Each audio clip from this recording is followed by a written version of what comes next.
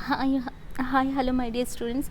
మనం రీసెంట్గా సొల్యూషన్ గురించి చూసాం కదండి. సొల్యూషన్లో టైప్స్ ఆఫ్ సొల్యూషన్స్ చూసాం కదా. అండ్ నెక్స్ట్ ఈరోజు ఏంటి అంటే saturated, unsaturated and super saturated solutions గురించి డిస్కస్ చేద్దామండి. So first of all saturated solution అంటే ఏం లేదమ్మా. సపోజ్ మనం ఒక క్లాస్ రూమ్లో ఉన్నాము. సపోజ్ నేను ఒక టీచర్ అనుకోండి. సపోజ్ నా క్లాస్ రూమ్లో 30 బెంచెస్ ఉన్నాయండి. 30 బెంచెస్ ఉన్నాయి. ఒక్కొక్క బెంచ్ పై నేను ఏమని చెప్పానంటే జస్ట్ ఒక్కొక్కరిని కూర్చోమని చెప్పాను. అప్పుడు ఆ క్లాస్ రూమ్ కెపాసిటీ ఎంత అని చెప్తే మీరు ఎంత చెప్తారండి? 30 × 1 30 1 30 అని చెప్తారు కదా. సో మీ 30 స్టూడెంట్స్కి కెపాసిటీ ఉంది మేము అని చెప్పి మీరు చెప్తారు కదండి.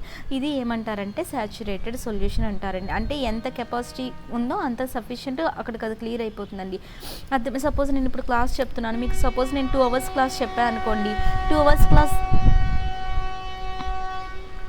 జస్ట్ 2 hours క్లాస్ అని నేను మీకు జస్ట్ చెప్తానండి. 2 hours క్లాస్ అని చెప్పి నేను మీకు ఇంకా ఎక్స్ట్రా 10 minutes కానీ 15 minutes కానీ నేను మీకు ఎక్స్ట్రా క్లాస్ చెప్పాను అనుకోండి. మీరు ఏం చెప్తారు? మ్యామ్ మాకు ఇంకా చాలు, మా మైండ్కి ఇంకా వెళ్ళదు ఇంకా లోపలికి, మా బ్రెయిన్ అనేది దాన్ని కలెక్ట్ చేయదు, మాకంత గ్రాస్పింగ్ పవర్ లేదు అని చెప్పి మీరు చెప్పొచ్చు.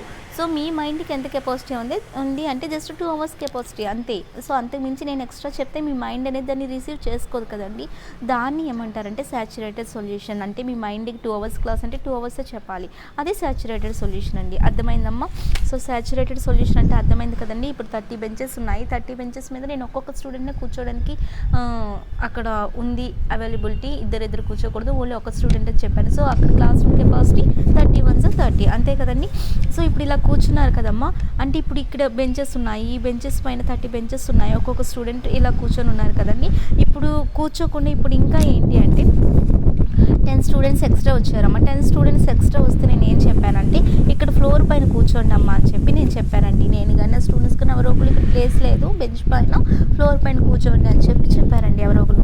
చెప్పినప్పుడు అప్పుడు ఏమవుతుంది అంటే ఇక్కడ పైన కూర్చున్న వాళ్ళంతా ఇప్పుడు మీకు వాటర్ సాల్ట్ తీసుకున్నాం కదండి. సాల్ట్ అనేది వాటర్ లోపల ఎలా డిజాల్వ్ అవుతుంది, అలానే ఇక్కడ అంటే వాటిని డిజాల్వ్ అంటారు కదండి. అలాగే ఇక్కడ బెంచెస్ పైన కూర్చున్న వాళ్ళందరినీ డిజాల్వ్డ్ పార్టికల్స్ అనుకోండి.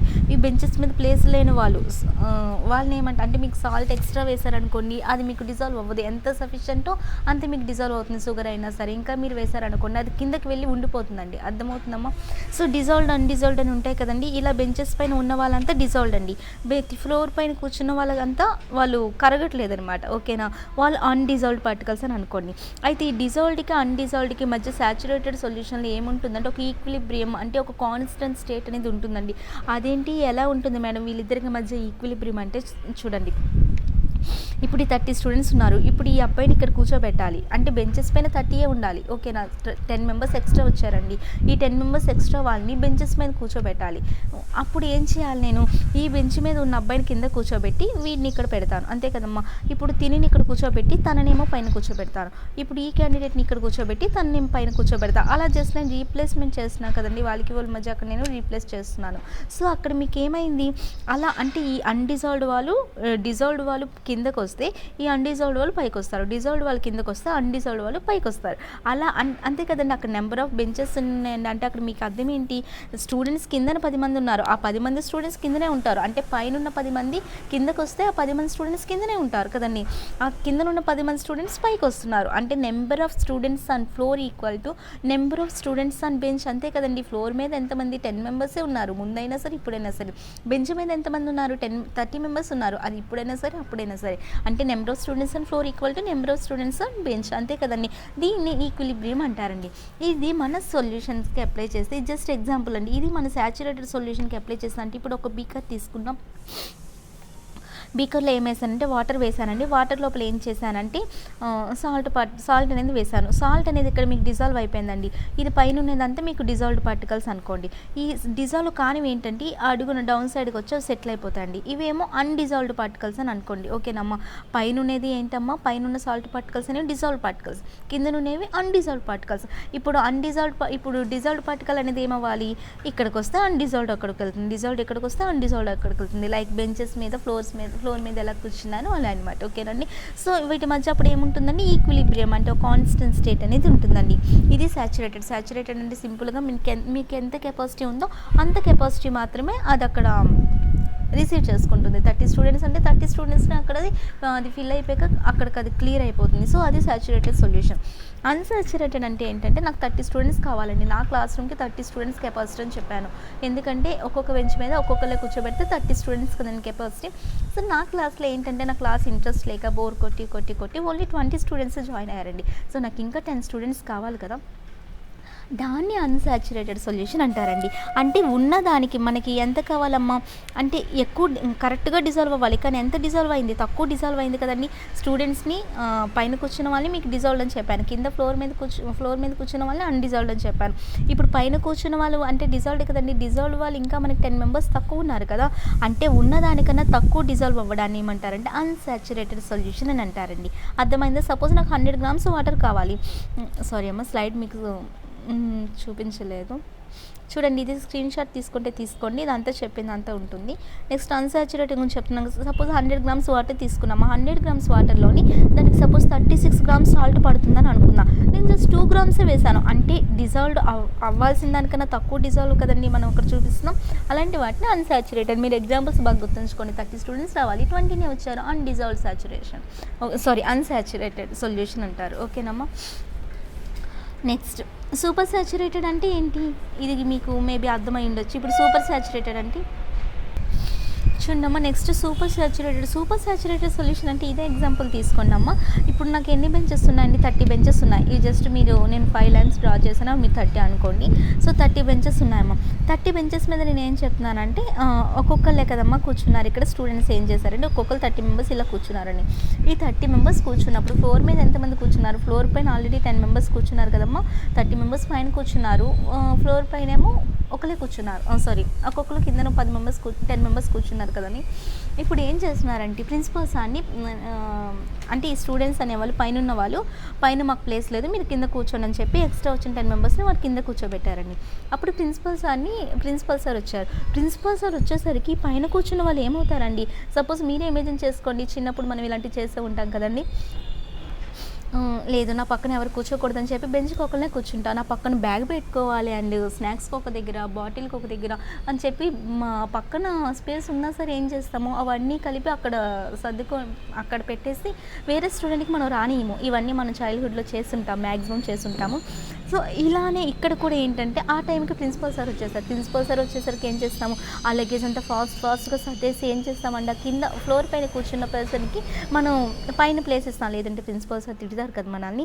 సో అలా ఇక్కడ కూడా ఏమవుతుందంటే ఈ స్టూడెంట్స్ కూడా ప్రిన్సిపల్ సార్ వచ్చేసరికి ఫాస్ట్గా అక్కడ పక్కనున్న ఇవన్నీ సర్దేసి ఏం చేశారంటే తను అక్కడికి పిలిపించుకున్నాడు, ఈ అబ్బాయి తనని, ఇలా ఒక్కొక్కరు పిలిపించుకున్నారు. అంతే అర్థమవుతుంది కదండి. ఇది ఏంటి అంటే ఇక్కడ నార్మల్గా అయితే 30 స్టూడెంట్స్కి ఇక్కడ కెపాసిటీ అని చెప్పి చెప్తున్నాం, కానీ ఇక్కడ వాళ్ళు అవన్నీ తీసేస్తే ఇంకో పర్సన్ ఇక్కడ వస్తున్నారు కదండి. అంటే డిజాల్వ్డ్ పక్కన ఇక్కడ అన్డిజాల్వ్డ్ కూడా మనం పెట్టొచ్చు కదా, అంటే ప్లేస్ అక్కడ దొరుకుతుంది. వీళ్ళు ప్లేస్ ఇవ్వలేదు, వీళ్ళు ఇవన్నీ సర్ది పెడితే ఇక్కడ ఈ అన్డిజాల్వ్డ్ పార్టికల్స్కి ప్లేస్ దొరుకుతుంది కదమ్మా. ఇది సూపర్ సాచురేటెడ్ సొల్యూషన్ అంటారండి. ఓకేనా. అంటే ఫస్ట్ ఆఫ్ ఆల్ సపోజ్ ఇంకా చెప్పాలంటే చూడండి, ఇక్కడ 30 బెంచెస్లోని ఒక్కొక్క పర్సన్ కూర్చున్నారు కదండి. ఇక్కడ సపోజ్ ఈ ఫస్ట్ 2 బెంచెస్ మీద బాగా లావుగా ఉన్న 2 పర్సన్స్ కూర్చున్నారండి. మిగతా ఇంకా ఎన్ని ఉంటాయి, 28 బెంచెస్ ఉన్నాయి కదా. ఇనీషియల్గా స్టూడెంట్స్ నాకు 30 స్టూడెంట్స్ ఉన్నారండి, కానీ తర్వాత ఏమవుతుందంటే ఈ ఫస్ట్ 2 బెంచెస్ మీద బాగా లావుగా ఉన్న పర్సన్స్ కూర్చున్నారు. నెక్స్ట్ 28 బెంచెస్ మీద బాగా సన్నంగా ఉన్న వాళ్ళు కూర్చున్నారు. లేదు అంటే చూడండి ఇలా కాకుండా ఓకే 1 సెకండ్ అమ్మ, ఇలా 28 టోటల్గా 30 బెంచెస్ ఉన్నాయి కదండి. సో ఫస్ట్ బెంచ్ మీద ఏంటి అంటే ఇవి 28 బెంచెస్ అనుకోండి టోటల్గా. సో ఫస్ట్ బెంచ్ మీద అన్నిటి మీద థర్డ్ బెంచ్ నుండి అందరూ కూడా ఎలా ఉన్నారంటే లావుగా ఉన్న వాళ్ళు కూర్చున్నారు అనుకోండి. థర్డ్ బెంచ్ నుండి అందరూ కూడా ఎలా ఉన్నారంటే బాగా లావుగా ఉన్న వాళ్ళు కూర్చున్నారు. కానీ ఫస్ట్ సెకండ్ బెంచెస్ మీద బాగా సన్నంగా ఉన్న వాళ్ళు కూర్చున్నారండి. వీళ్ళిద్దరూ బాగా సన్నంగా ఉన్నవాళ్ళు. మిగతా బెంచెస్ మీద అందరూ లావుగా ఉన్నారు. వాళ్ళ ప్లేస్లో ఇంకొకటి పట్టి కూర్చుందామన్నా సరే అక్కడ ప్లేస్ లేదండి. సో కాబట్టి ఈ సన్నంగా ఉన్న వాళ్ళ పక్కన ప్లేస్ ఉంటుంది కదా. మా ఇనీషియల్గా నా స్టూడెంట్స్ 30 మెంబర్స్, ఎందుకంటే ఈ మిగతా 28 బెంచెస్ ఉన్నాయి కదండి, వాళ్ళ మీద ఒకళ్ళే కూర్చోగలరు, ఇంకో పర్సన్ కూర్చోడానికి అక్కడ ప్లేస్ కూడా లేదండి. కాబట్టి ఫస్ట్ 2 బెంచెస్ మీద సన్నంగా ఉన్న వాళ్ళు ఉన్నారు కాబట్టి వాళ్ళిద్దరి పక్కన ఇంకో 2 అడ్మిషన్స్ వస్తే నేను జాయిన్ చేసుకోవచ్చు కదండి. అంటే సన్నగా ఉన్న 2 స్టూడెంట్స్ వస్తే ఇద్దరి పక్కన పెట్టొచ్చు కదా. అప్పుడు టోటల్గా 30+2 30 స్టూడెంట్స్ అవుతున్నారు కదండి, అడ్జస్ట్మెంట్ అవుతుంది కదా. దీన్ని ఏమంటారంటే సూపర్ సాచురేటెడ్ సొల్యూషన్ అని అంటారండి. అర్థమవుతుందమ్మా? సూపర్ సాచురేటెడ్ సొల్యూషన్ అంటే అర్థమైందా? ఇప్పుడు మీకు అంటే ఇక్కడ ఎలా డిజాల్వ్డ్కి అన్డిజాల్వ్డ్కి మనం ఇక్కడ అడ్జస్ట్ చేసామో అదే ఇప్పుడు మన కెమిస్ట్రీలోకి వద్దాం. కెమిస్ట్రీలోకి వస్తే ఇప్పుడు చూడండి, ఇక్కడ మీకు వాటర్ పార్టికల్స్ అనేవి ఉన్నాయండి. దీని మీద నేను ఏం వేసానంటే ఒక 100 గ్రామ్స్ వాటర్ ఎంత తీసుకున్నాను అంటే జస్ట్ ఒక 100 గ్రామ్స్ వాటర్ తీసుకున్నాను. దీంట్లోని 36 గ్రామ్స్ సాల్ట్కి మాత్రమే కెపాసిటీ ఉందండి. దేనికమ్మా కెపాసిటీ ఉంది? అందులో డిజాల్వ్ అవ్వడానికి 36 గ్రామ్స్ సాల్ట్కి మాత్రమే కెపాసిటీ ఉంది. కానీ నేనేం చేశాను, 37 వేస్తాను, 1 గ్రామ్ ఎక్స్ట్రా వేస్తాను అని చెప్పి నేను ఇంకో 1 గ్రామ్ ఎక్స్ట్రా వేశాను. అర్థమవుతుందండి? 100 గ్రామ్స్ వాటర్ తీసుకున్నాను, అందులో ఓన్లీ 36 గ్రామ్స్ సాల్ట్కి మాత్రమే కెపాసిటీ ఉంది డిజాల్వ్ అవ్వడానికి. కానీ నేను ఇంకో 1 గ్రామ్ ఎక్స్ట్రా వేసాను. అంటే నేను ఓవరాల్గా ఎంత వేసినట్టు 37 గ్రామ్స్ ఎక్స్ట్రా వేసాను కదండి. ఇందాక ఎగ్జాంపుల్ గుర్తు తెచ్చుకోండి. ఇప్పుడు సూపర్ సాచురేట్ మీకు చెప్పింది, ఆ కిందన కూర్చున్నారు వాళ్ళు, ఆల్రెడీ పైన ఎలా కూర్చోబెట్టుకున్నారండి, ప్రిన్సిపల్ సార్ వచ్చినప్పుడు అలా కూర్చోబెట్టుకున్నారు. లేదు అంటే ఒకవేళ బెంచెస్లో మిగతా వారు లావుగా ఉండి సన్నంగా ఉన్న పర్సన్స్ ఉన్నా వాళ్ళ పక్కన కూర్చోబెట్టుకున్నారు కదండి. అలా ఇక్కడ కూడా అలానేనండి. అంటే మనకి ఎక్స్ట్రా లేదు కానీ మనం అక్కడ ఎక్స్ట్రాని అక్కడ అడ్జస్ట్ చేయాలి. ఎలా చేస్తాము? ఇది మన కెమిస్ట్రీలో ఇప్పుడు కాబట్టి ఇందాక నార్మల్ ఎగ్జాంపుల్. కెమిస్ట్రీకి వచ్చేసరికి ఏం చేస్తాం, వాటి మధ్య మనకి స్పేస్ లేదు. స్పేస్ కావాలంటే ఏం చేయాలి, హీట్ ఎనర్జీ ఇవ్వాలి. హీట్ ఎనర్జీ ఇస్తే మీకు ఆల్రెడీ లిక్విడ్ ప్రాపర్టీస్ తెలుసు కదండి. ఆ లిక్విడ్, ఆ వాటర్ అనేది ఏం చేస్తుంది, ఆ హీట్ని అబ్జర్వ్ చేసుకుని కైనెటిక్ ఎనర్జీ పెంచుకుంటుంది. కైనెటిక్ ఎనర్జీ పెంచుకొని ఫ్రీగా మూవ్ అవుతుంది కాబట్టి వాటి మధ్య ప్లేస్ అనేది ఉంటుంది. అప్పుడు ఆ 1 గ్రామ్ సాల్ట్ అనేది కూడా డిజాల్వ్ అవుతుందండి. అర్థమైందమ్మా? అంటే మనకి కెమిస్ట్రీ పరంగా ఇలా చెప్తాం. కెమిస్ట్రీ పరంగా ప్లేస్ అనేది కావాలంటే మనం హీట్ ఇవ్వాలి. హీట్ ఇస్తే అక్కడ లిక్విడ్ యొక్క ప్రాపర్టీస్ బట్టి వాటి మధ్య ఆల్రెడీ కొంత స్పేస్ అనేది ఉంటుంది. లిక్విడ్ యొక్క ప్రాపర్టీస్ బట్టి హీట్ ఎనర్జీని అబ్జర్వ్ చేసుకుని ఏం చేస్తుందండి, దాని యొక్క కైనెటిక్ ఎనర్జీని పెంచుకుంటుంది. కైనెటిక్ ఎనర్జీ ఎప్పుడైతే పెరిగిందో వాటి మధ్య స్పేస్ అనేది, ఇంటర్ పార్టికల్ స్పేస్ అనేది కొద్దిగా పెరుగుతుంది కదండి. అంటే కొద్ది గ్యాప్ ఉంటుంది కానీ దాని ఇష్టం వచ్చినట్టు వెళ్ళడానికి లేదు, ఆ మాత్రం స్పేస్ అనేది ఉంటుంది కదండి.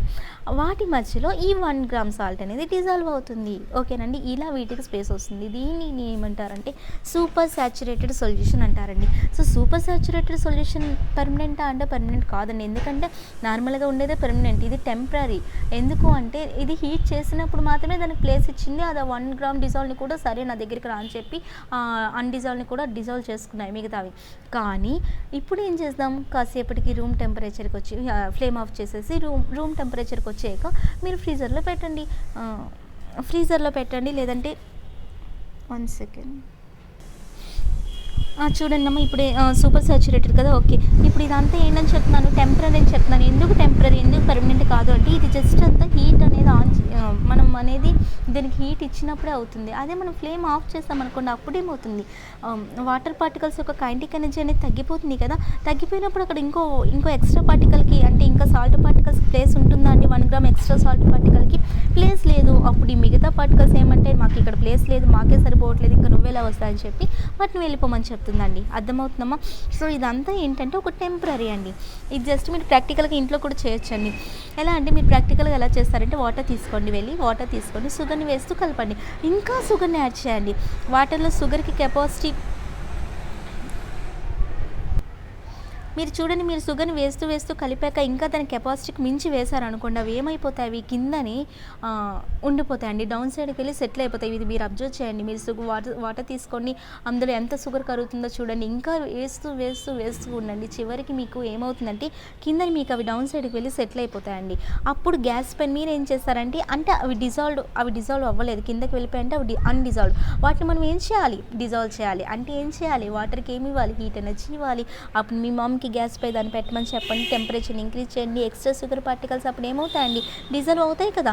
మళ్ళీ రూమ్ టెంపరేచర్ తీసుకొని వచ్చి దాన్ని మళ్ళీ మన ఫ్రిడ్జ్లో పెట్టండి.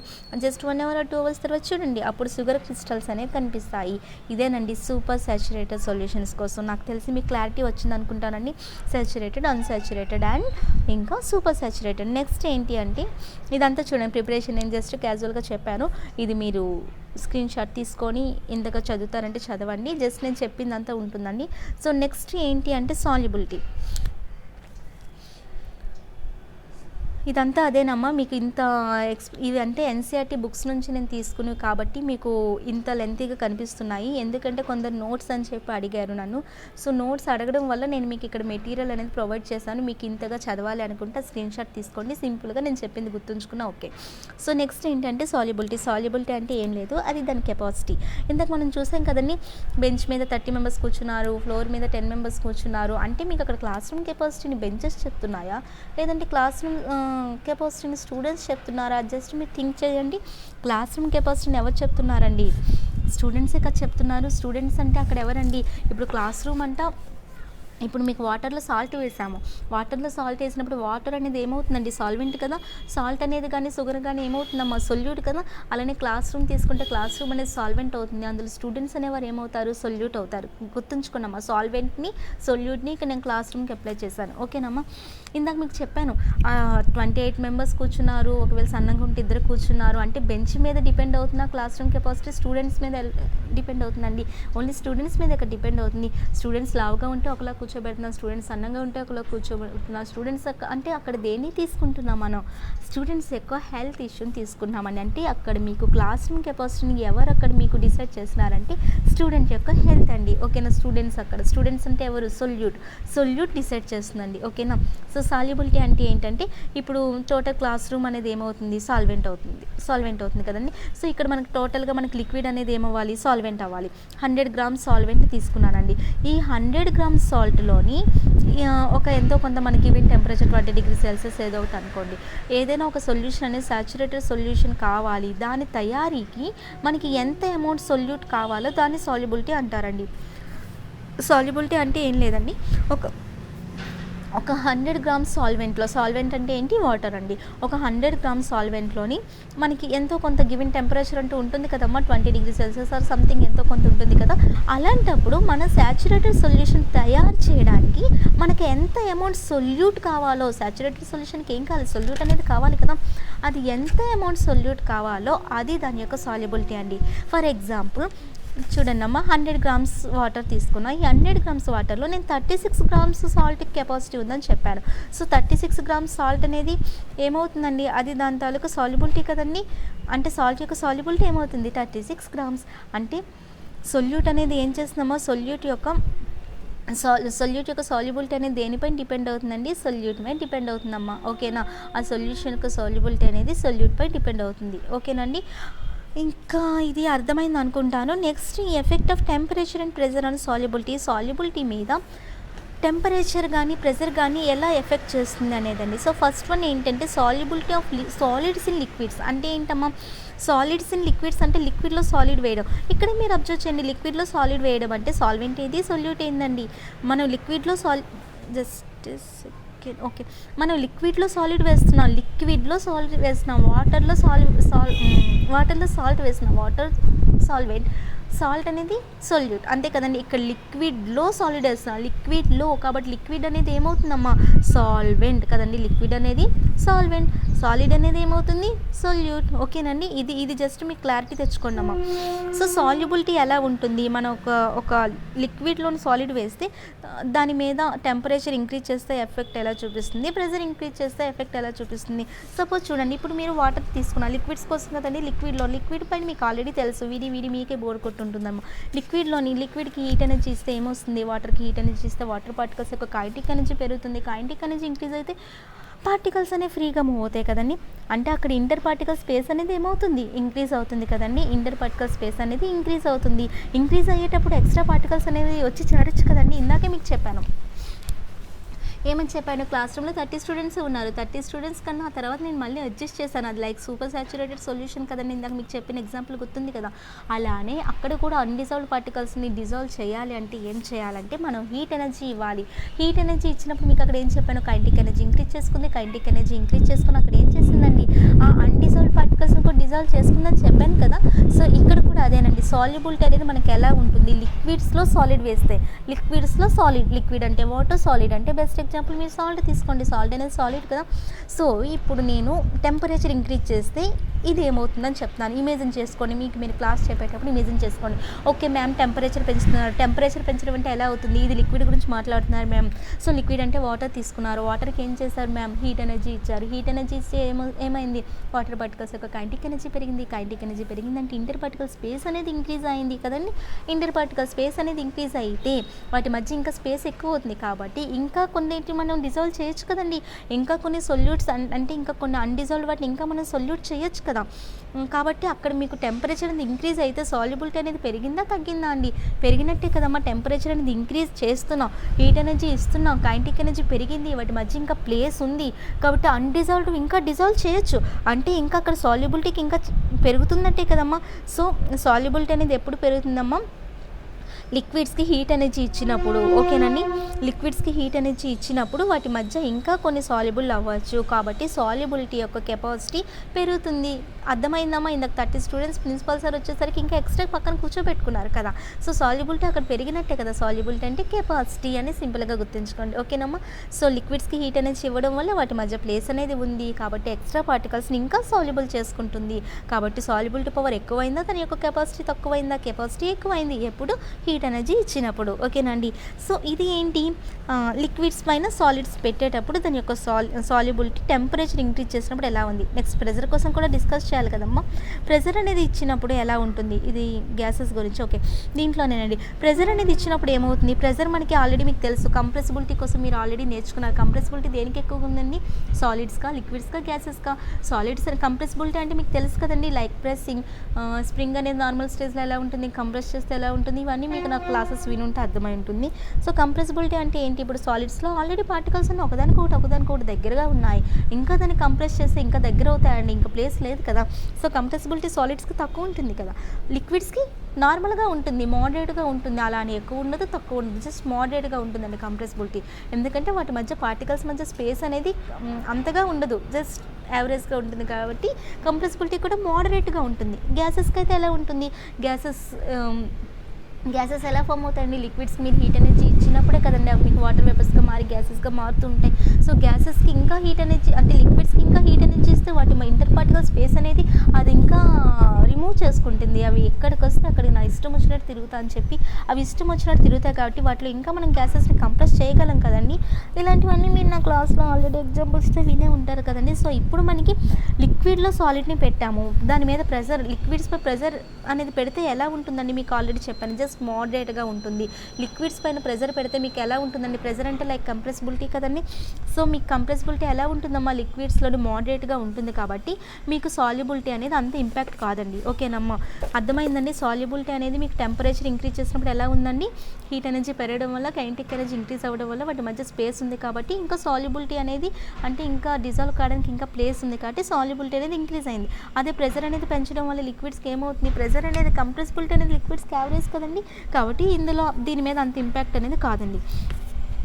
నెక్స్ట్ ఇదే సాల్యుబిలిటీని లిక్విడ్స్లో గ్యాసెస్ పెట్టేటప్పుడు ఎలా ఉంటుంది అంటే టెంపరేచర్ ఇంక్రీజ్ చేస్తే ఎలా ఉంటుంది, ప్రెజర్ ఇంక్రీజ్ చేస్తే ఎలా ఉంటుంది. ఇప్పుడు మీరే ఇమేజిన్ చేసుకోండి, లిక్విడ్స్లో గ్యాస్ పెట్టారు, లిక్విడ్స్లో గ్యాస్ అంటే ఏం గుర్తు రావాలండి మీకు, గుర్తు తెచ్చుకోండి. జస్ట్ లిక్విడ్స్ని ఏం చేస్తున్నాము, ఫస్ట్ టెంపరేచర్ అంటే లిక్విడ్స్కి ఏం చేయాలి, ఇందాక లాగానే అండి, జస్ట్ స్మాల్ వేరియేషన్ వస్తుంది. లిక్విడ్స్కి ఏం చేస్తున్నాను, హీట్ ఎనర్జీ ఇస్తున్నాను. హీట్ ఎనర్జీ ఇస్తే ఏమవుతుందండి, అక్కడ కైనెటిక్ ఎనర్జీ పెంచుకొని వాటర్ వేపర్స్గా మారిపోతుంది కదండి. అక్కడ గ్యాసెస్ అంటే అదే కదా, వాటర్ వేపర్స్గా అక్కడ మారిపోతున్నాయి అంటే అక్కడ ఇంటర్ పార్టికల్ స్పేస్ అనేది ఇంకా ఇంక్రీజ్ అయిపోతుంది కదా. ఇప్పుడు సపోజ్ ఇక్కడ లిక్విడ్ ఉందమ్మా, ఈ లిక్విడ్లో నేను ఏం చేశాను, లిక్విడ్కి ఏం చేశానమ్మా, హీట్ ఎనర్జీ ఇచ్చాను. హీట్ ఎనర్జీ ఇచ్చినప్పుడు ఆల్రెడీ వీటి మధ్య స్పేస్ అనేది ఎక్కువగా ఉంటుంది కదా. సపోజ్ వీటిని హీట్ ఇచ్చినప్పుడు మనకి టెంపరేచర్ ఇంక్రీజ్ చేసినప్పుడు ఏమవుతుందండి, వాటి సాల్యుబిలిటీ ఇంక్రీజ్ అవుతుందా తక్కువ అవుతుందా చెప్పండి. జస్ట్ మీరు హీట్ చేస్తే ఆ గ్యాస్ పార్టికల్స్ యొక్క అవి పైకి వెళ్ళిపోతాయి కదండి, వాటి యొక్క కైనెటిక్ ఎనర్జీ ఏమవుతుంది, బాగా పెరుగుతుంది కదా. అంటే ఇవి ఇక్కడ ఉన్న వాటికన్నా ఇంకా బయటికి వెళ్ళిపోతున్నాయి. సపోజ్ మీకు అర్థమవుతుందండి, లిక్విడ్లో గ్యాస్ని పెడుతున్నామండి, వాటి మీద ప్రెజర్ పెడితే ఎలా ఉంటుంది. ఇప్పుడు లిక్విడ్లో గ్యాస్ పెట్టేటప్పుడు ఏమవుతుందండి, మనం టెంపరేచర్ అంటే హీట్ ఎనర్జీ ఇస్తున్నాం, హీట్ ఎనర్జీ ఇస్తున్నప్పుడు ఆల్రెడీ గ్యాస్ పార్టికల్స్ ఏముంటుంది, అవి టెంపరేచర్ ఇంక్రీజ్ చేస్తే గ్యాస్ అనేది ఇంకా ఎయిర్‌లోకి వెళ్ళిపోతుంది కదండీ! ఎందుకంటే మీకు అది తెలుసు ఎయిర్‌లోకి వెళ్ళిపోతుంది. అంటే నార్మల్‌గా లోపల ఉండాల్సిన గ్యాస్ సపోజ్ 2 గ్రామ్స్ గ్యాస్ ఉందనుకోండి. వాటికి మనం హీట్ ఇవ్వడం వల్ల ఏమవుతుంది ఇంకా వాటి మధ్య అంటే గ్యాసెస్ అనేవి పైకెళ్ళిపోతాయి కదండీ! అంటే 2 గ్రామ్స్ ఉండాల్సిన బదులు ఏమవుతాయి జస్ట్ మీకు 1.5 గ్రామ్స్ గ్యాస్ ఉందనుకోండి. నార్మల్‌గా మీరు ఈ ప్రాసెస్ అంతా చేసినప్పుడు, హీట్ చేసినప్పుడు గ్యాసెస్ అనేవి పైకెళ్ళిపోతాయి కదమ్మా! నార్మల్‌గా స్టార్టింగ్ గ్యాసెస్ అనేవి జస్ట్ 2 గ్రామ్స్ గ్యాస్ ఉందనుకుందాం లిక్విడ్‌లో. అది హీట్ ఇవ్వడం వల్ల ఏమవుతుంది, ఆ గ్యాసెస్ అనేవి ఎస్కేప్ అయిపోతున్నాయి కదమ్మా! కాబట్టి 2 గ్రామ్స్ ఉండాల్సిన గ్యాస్ జస్ట్ 1.5 గ్రామ్ ఉందనుకుందాం. అంటే అక్కడ సాల్యుబిలిటీ అనేది మీకు పెరిగిందా? తగ్గిందా అండి? తగ్గినట్టే కదా! సాల్యుబిలిటీ అనేది ఉండాల్సిన దానికన్నా ఇక్కడ తక్కువ ఉంటుంది. ఎలా, ఎప్పుడు, దేనికి లిక్విడ్స్లో గ్యాసెస్ పెట్టేటప్పుడు వాటి యొక్క సాల్యుబిలిటీ ఆఫ్ గ్యాసెస్ ఎలా ఉంటుంది లిక్విడ్స్లో అంటే టెంపరేచర్ అనేది ఇంక్రీజ్ చేస్తే గ్యాసెస్ అనేవి ఇంకా పైకి వెళ్ళిపోతాయి, ఇంకా బయటికి వెళ్ళిపోతాయి. కాబట్టి ఉన్న గ్యాసెస్ కన్నా ఇంకా తక్కువ ఉంటాయి. కాబట్టి సాల్యుబిలిటీ అనేది ఏమైపోతుందని తక్కువైపోతుంది. ఓకేనా, మా సాల్యుబిలిటీ అనేది ఉన్నవంతా బయటికి వెళ్ళిపోతున్నాయి. అర్థమవుతుందండి, ఉన్నవంతా బయటికి వెళ్ళిపోతున్నాయి అంటే సాల్యుబిలిటీ అనేది అక్కడ ఏమైపోతుందని తక్కువవుతుంది. ఓకేనమ్మా. అలానే నెక్స్ట్ ఏంటి, ఇప్పుడు మనకి ప్రెజర్ని చూద్దాం. ప్రెజర్ అనేది చేస్తే ఏమవుతుంది, మీకు ఆల్రెడీ గ్యాసెస్ గురించి తెలుసు. ఇప్పుడు సపోజ్ కూల్ డ్రింక్స్ తీసుకున్నామా, కూల్ డ్రింక్ జస్ట్ క్లోజ్ చేసి ఉండేటప్పుడు దాని మీద ప్రెజర్ ఉంటుంది కదండి. అంటే ప్రెజర్ అనేది ఉంటే కూల్ డ్రింక్స్ మీరు ఓపెన్ చేసేటప్పుడు మీకు తెలుసు కదండి, ప్రెజర్ అనేది బయటకు వచ్చేస్తుంది. కూల్ డ్రింక్స్ అనేవి దాని యొక్క క్యాప్ అనేది మనం క్లోజ్ చేసి ఉండేటప్పుడు లోపల ప్రెజర్ అంటూ ఉంటుంది కదండి. అంటే ప్రెజర్ అనేది ఇప్పుడు మీకు బయటకు, ఇప్పుడు మీరు ఓపెన్ చేస్తారంటే ప్రెజర్ తగ్గినట్టే కదా. అప్పుడు ప్రెజర్ తగ్గితే అప్పుడు మీకు గ్యాసెస్ ఆల్రెడీ బయట చూద్దాం. ఇప్పుడు మనం కూల్ డ్రింక్స్ తాగుతున్నాం. కూల్ డ్రింక్స్ జస్ట్ మీకు ఆల్రెడీ ముందు ఏముంటుంది, ప్రెజర్ అంతా లోపల ఉంటుంది కదండి. అక్కడ క్లోజ్ చేస్తున్నప్పుడు మీరు ఓపెన్ చేసినప్పుడు ఏమవుతుంది, మీకు అక్కడ ప్రెజర్ అనేది తగ్గిపోతుంది కదా. క్లోజ్ చేసినప్పుడు మీరు బాగా గట్టిగా ఆల్రెడీ మూత పెట్టి ఉన్నప్పుడు ప్రెజర్ అనేది లోపల ఉంటుంది. అంటే ప్రెజర్ ఎక్కువైనప్పుడు దాని లోపల సాల్యుబిలిటీ ఎక్కువ ఉన్నట్టే కదా. జస్ట్ మీరు ఇమాజిన్ చేసుకోండి. ఇప్పుడు మీరు మూత తీసేసారండి, మూత తీసేసేటప్పుడు ప్రెజర్ అనేది తగ్గిపోతుంది కదా. ప్రెజర్ అనేది తగ్గినప్పుడు ఆ గ్యాసెస్ అన్నీ బయటకు వచ్చేస్తున్నాయి కదండి. మీరు కూల్ డ్రింక్ ఓపెన్ చేసినప్పుడు మీకు గ్యాస్ అనేది బయటకు రావడం మీరు చూస్తుంటారు కదండి. సో గ్యాసెస్ అన్నీ బయటకు వెళ్ళిపోతున్నాయి. అప్పుడు సాల్యుబిలిటీ ఏమవుతుంది, తగ్గుతుంది కదండి. అదే మీరు క్లోజ్ చేసి పెడితే ప్రెషర్ అనేది బాగా ఉండి ఆ లోపలే గ్యాసెస్ ఉండిపోతాయి. లోపలే ఉండిపోతున్నాయి అంటే అక్కడ సాల్యుబిలిటీ అనేది ఎక్కువ ఉంటుంది. అర్థమవుతుందండి చెప్తున్నది. అంటే టెంపరేచర్ ఇంక్రీజ్ చేస్తే సాల్యుబిలిటీ ఏమవుతుందండి, సాల్యుబిలిటీ ఆఫ్ గ్యాసెస్ ఇన్ లిక్విడ్స్కి సాల్యుబిలిటీ అనేది తగ్గుతుంది. అదే మీరు ప్రెషర్ ఇంక్రీజ్ చేస్తే సాల్యుబిలిటీ అనేది ఇంక్రీజ్ అవుతుంది. ప్రెషర్ డిక్రీజ్ చేస్తే సాల్యుబిలిటీ అనేది డిక్రీజ్ అవుతుందండి. మేబీ ఇంతవరకు అర్థమైంది అనుకుంటా అండి. సో నెక్స్ట్ వన్ ఇవంతా చూడండి చెప్పిన ఉంటాయి మ్యాక్సిమం. సో సాల్యుబిలిటీ నెక్స్ట్ ఏంటి అంటే ఫిజికల్ అండ్ కెమికల్ చేంజెస్ గురించి అండి. సో ఫిజికల్ చేంజెస్ ఎలా ఉంటాయి, కెమికల్ చేంజెస్ ఎలా ఉంటాయి. సపోజ్ నేను యాపిల్ తీసుకున్నా, యాపిల్ని స్మాల్ స్లైసెస్గా కట్ చేయొచ్చు కదండి యాపిల్ని. అది ఒక టైప్ ఆఫ్ చేంజ్ అంతే కదా. అంతే. నెక్స్ట్ ఇప్పుడు మీరు అదే యాపిల్ మీరు ఫ్రిడ్జ్లోని 3 days ఉంచారనుకోండి, అదొక టైప్ ఆఫ్ చేంజ్ కదా. అలానే పేపర్తో రాకెట్ చేశాను, అదొక టైప్ ఆఫ్ చేంజ్ కదండి. అలానే ఇంకా ఇలా చేంజెస్ని ఇంకా సపోజ్ మీరు ఇంకా రబ్బర్ బ్యాండ్ తీసుకోండి, రబ్బర్ బ్యాండ్ ఇంకా మీరు స్ట్రెచింగ్ చేయడం వల్ల ఏమవుతుంది, అదొక టైప్ ఆఫ్ చేంజ్ కదండి. ఇలా చేంజెస్ చాలా మనం చూస్తుంటాం. ఇలా చేంజెస్ని డివైడ్ చేస్తే 2 కేటగిరీస్లో చేంజెస్ అనేవి ఉంటాయండి. అది physical changes and chemical changes. ఓకేనా. సో ఫిజికల్ చేంజెస్ సపోజ్ చూడండి, ఇప్పుడు యాపిల్ని కట్ చేశాను. యాపిల్ని కట్ చేస్తే దాన్ని యాపిల్ స్మాల్ స్లైసెస్గా చేయొచ్చు కానీ యాపిల్ని ఆరెంజ్గా చేయలేను కదా. అలానే పేపర్తో రాకెట్ చేశాను, ఓకేనండి. కానీ దాన్ని నేను మళ్ళీ కన్వర్ట్ చేయాలంటే స్టీల్గా ఏం కన్వర్ట్ చేయలేను కదా. పేపర్తోని రాకెట్ని తయారు చేశాను కానీ స్టీల్గా నేనేం కన్వర్ట్ చేయలేను కదండి. సో ఇలాంటి కొన్ని చేంజెస్ అనేవి ఉంటాయి. ఇప్పుడు మీకు చేంజ్ చేసేటప్పుడు న్యూ సబ్స్టెన్స్ అనేది ఫామ్ కాలేదు అనుకోండి, అది ఏమవుతుందంటే ఫిజికల్ చేంజ్ అండి. అదే న్యూ సబ్స్టెన్స్ అనేది ఫామ్ అయితే అది కెమికల్ చేంజ్. ఓకేనమ్మా. ఫిజికల్ చేంజ్ అంటే మీకు న్యూ సబ్స్టెన్స్ అనేది ఫామ్ అవ్వాలి. ఫిజికల్ చేంజ్ అంటే న్యూ సబ్స్టెన్స్ అనేది మీకు ఏం ఫామ్ కాదు, జస్ట్ మీకు షేప్లో సైజులో మీకు వస్తాయండి. ఫిజికల్లో చెప్తాను, జస్ట్ ఇది స్మాల్ ఇంట్రడక్షన్. కెమికల్ చేంజ్ అంటే మీకు న్యూ సబ్స్టెన్స్ అనేది ఫామ్ అవుతుంది. సో ఫిజికల్ చేంజెస్ కోసం చూస్తే ఏమవుతుందంటే, ఫిజికల్ చేంజెస్ అంటే ఏంటంటే సైజ్లో కానీ షేప్లో కానీ చేంజెస్ రావాలండి. సైజ్లోని అండ్ షేప్లోని. జస్ట్ ఎగ్జాంపుల్ చూద్దాం. సపోజ్ ఐస్ క్యూబ్ ఉందండి. ఐస్ క్యూబ్ని మీరు ఫ్రీజర్లో నుంచి తెచ్చి కొంత టైం తర్వాత కొంత టైం వరకు బయట పెట్టక చూస్తే మీకు ఏమవుతుంది, మీకు అక్కడ మెల్ట్ అయిపోయి వాటర్గా ఫామ్ అవుతుంది కదండి, మీకు అక్కడ వాటర్గా ఫామ్ అవుతుంది. అంటే మీకు అక్కడ స్టేట్ చేంజ్ అయింది కదండి. అది అంటే మీకు వాటర్లో నార్మల్గా ఏ స్టేట్స్ ఉంటాయి, ఐస్ క్యూబ్ సాలిడ్ స్టేట్ ఉంటుంది, లిక్విడ్ ఉంటుంది, గ్యాసెస్ స్టేట్ కూడా ఉంటుంది కదండి. అంటే ఐస్ క్యూబ్గా ఉన్నది సాలిడ్ అవుతుంది, లిక్విడ్గా ఉన్నది వాటర్గా ఉన్నది లిక్విడ్ స్టేట్ అవుతుంది. అదే వాటర్ అనేది అక్కడ మీరు బాయిలింగ్ పాయింట్ ఇవన్నీ మనం ఆల్రెడీ డిస్కస్ చేసాం కదండి. వాటర్ అనేది మీకు వేపర్స్గా మారే స్టేజ్ అనేది గ్యాసెస్ స్టేజ్, అంతే కదా. సో సాలిడ్ నుండి లిక్విడ్గా వెళ్ళడం కూడా ఒక ఫిజికల్ చేంజ్ అనేది, కెమికల్ కాదు, చెప్తాను నేను మీకు ఇప్పుడు. అండ్ లిక్విడ్ నుంచి గ్యాసెస్కి వెళ్ళడం కూడా ఫిజికల్ చేంజ్ అనండి, అర్థమవుతుందండి. ఫ్రీజర్ నుంచి ఐస్ని వాటర్గా చేసాం కదా, అలానే ఈ వాటర్ని కూడా మళ్ళీ తిరిగి మనం ఐస్గా చేయొచ్చు కదండి. అదే వాటర్ని మనం ఫ్రీజర్లో పెడితే ఐస్గా అయిపోతుంది కదా. సో ఇక్కడ మీకు ఏమవుతుంది, ఫ్రీజర్లో నుంచి తీసిన ఐస్ని మనం వాటర్గా మార్చాం, బయట ఉన్న వాటర్ని మనం ఐస్లా మార్చాం. అంటే ఇక్కడ రివర్సిబుల్ ప్రాసెస్ అనేది పాసిబుల్ అవుతుంది కదా. సో ఇక్కడ రివర్సిబుల్ ప్రాసెస్కి పాసిబిలిటీ ఉండాలండి. ఫిజికల్ చేంజ్ అంటే అదండి. సో ఈ ఫిజికల్ చేంజ్ కూడా ఏంటి అంటే ఇవన్నీ కూడా టెంపరీ అండి, ఓకేనమ్మా. ఫిజికల్ చేంజెస్ అనేవి జస్ట్ టెంపరీగా ఉంటాయి, ఓకేనమ్మా. అండ్ ఎందుకు టెంపరీగా ఉంటాయంటే మళ్ళీ వీటిని మనం రివర్సిబుల్గా చేయగలం, అంతే కదా. ఇప్పుడు ఐస్ క్యూబ్ నుండి తెచ్చిన వాటర్ని అది పర్మనెంట్ మళ్ళీ దాన్ని మనం పెడితే లోపల ఏమవుతుందండి, ఐస్గా మారిపోతుంది. అంటే ఇవన్నీ ఫిజికల్ చేంజెస్. ఈ ఫిజికల్ చేంజెస్ అన్నీ ఏంటి అంటే టెంపరీ. ఎందుకు టెంపరీ అంటే దీనికి రీజన్ ఏంటంటే వీటిలో రివర్సిబుల్ కూడా చేయగలం కదండి. ఐస్ నుండి వాటర్గా చేయగలం, వాటర్ నుండి ఐస్గా చేంజ్ చేయగలం. సో మీకు ఫిజికల్ చేంజ్ అంటే ఏముంటుందంటే అంటే రివర్సిబుల్ ప్రాసెస్ అనేది మీకు పాసిబుల్ ఉంటుందమ్మా. కెమికల్ చేంజెస్ కోసం తర్వాత మాట్లాడదాం. క్లారిటీ వచ్చిందండి. సో సమ్ ఎగ్జాంపుల్స్ చూద్దాం మనకి ఫిజికల్ చేంజెస్లోని. ఫస్ట్ ఎగ్జాంపుల్ చూడండి, melting of ice to form water and freezes of water to form ice, అంతే కదా. ఇప్పుడు ఐస్ నుండి మనం వాటర్ చేయొచ్చు, వాటర్ నుండి ఐస్ చేయొచ్చు, ఇది మీకు ఆల్రెడీ చెప్పాను కదా. అండ్ నెక్స్ట్ ఇంకొక ఎగ్జాంపుల్ కూడా చేయొచ్చండి. ఇక్కడ చూడండి, మీకు ఐస్ కూడా మీకు ఏంటండి, ఇక్కడ చూడండి ఐస్ అండ్ వాటర్ అనేది మీకు రెండు దేంతో అండి, మీకు వాటర్ మాలిక్యూల్సే కదండి. ఇప్పుడు వాటర్ అనేది బయట ఉండి మీరు ఫ్రీజర్లో పెట్టారంటే ఐస్ క్యూబ్ అయింది, అంటే అది కూడా వాటర్ మాలిక్యూలే కదండి. జస్ట్ మీకు షేప్లో ఎందులో అయినా మీకు చేంజెస్ రావచ్చు, కానీ ఇప్పుడు మీకు వాటర్ అనేది ఐస్ క్యూబ్గా మారడం కానీ వాటర్ అనేది వేపర్గా అవ్వడం కానీ ఇదంతా మీకు ఏంటండి వాటర్ మాలిక్యూల్స్ వల్ల, అందులో ఉండే వాటర్ మాలిక్యూల్స్ తప్ప ఇంకా కొత్తగా బ్రోమిన్ వేరే మాలిక్యూల్స్ ఏం రావు కదమ్మా, ఓన్లీ వాటర్ మాలిక్యూల్స్ మాత్రమే ఉంటాయి. అలా ఉంటే వాటి ఫిజికల్ చేంజెస్ అంటారండి, ఓకేనమ్మా. అంటే ఏ ఉన్నాయో అవే ఉంటాయి, అందులో కొత్తగా వేరే కెమికల్గా ఏమీ వేరేది యాడ్ అవ్వదు. నెక్స్ట్ ఎగ్జాంపుల్ చూడండి, ఇది కూడా అంటే boiling of water to form steam and condensation of steam to form water, అంతే కదమ్మా. ఇప్పుడు మీరు వాటర్ని బాయిల్ చేసారు, వాటర్ బాయిల్ చేసినప్పుడు మీకు ఏమవుతుంది, అక్కడ దాని బాయిలింగ్ పాయింట్ వచ్చేసరికి అది స్టీమ్ అవుతుంది. అదే స్టీమ్ని మీకు అక్కడ కండెన్సేషన్ ఎలా అవుతుంది, ఫ్లేమ్ ఆఫ్ చేసేసాక దాన్ని మీరు ఏదైనా ఒక యుటెన్సిల్ని క్లోజ్ చేసి పెడితే మీకు అక్కడ కండెన్సేషన్ అనేది కనిపిస్తుంది. ఇదంతా మీరు తెలుసుకున్నారు ఆల్రెడీ. సో రెండు కూడా ఏంటి, అక్కడ మీకు స్టీమ్ కానీ అక్కడ ఇవన్నీ కూడా మీకు వాటర్ మాలిక్యూల్సే కదండి, వేరే వేరే సెపరేట్ మాలిక్యూల్స్ ఏం లేవు కదమ్మా, ఇవంతా కూడా మీకు వాటర్ మాలిక్యూల్సే. కాబట్టి ఇవన్నిటిని ఏమంటారంటే ఫిజికల్ చేంజెస్ అంటారు.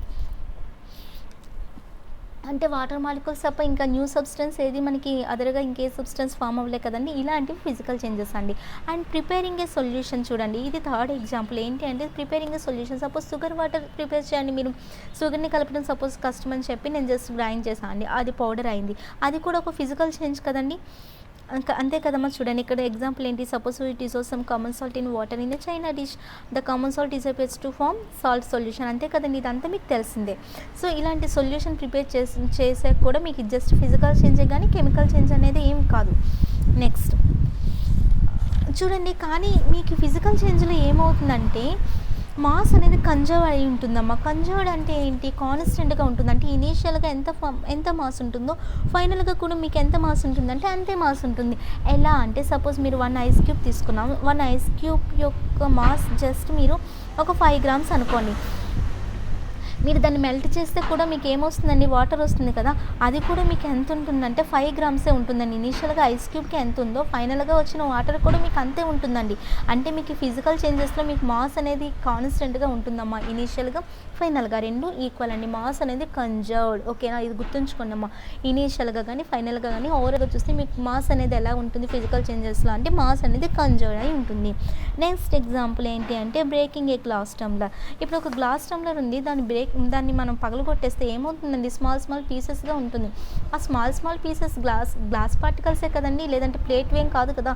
మీరు ఏ గ్లాస్ని విరగొట్టారో ఆ గ్లాస్ పార్టికల్సే కదండి, అంతేగాని కొత్తగా సబ్స్టెన్స్ ఏం ఫామ్ అవ్వలే కదా.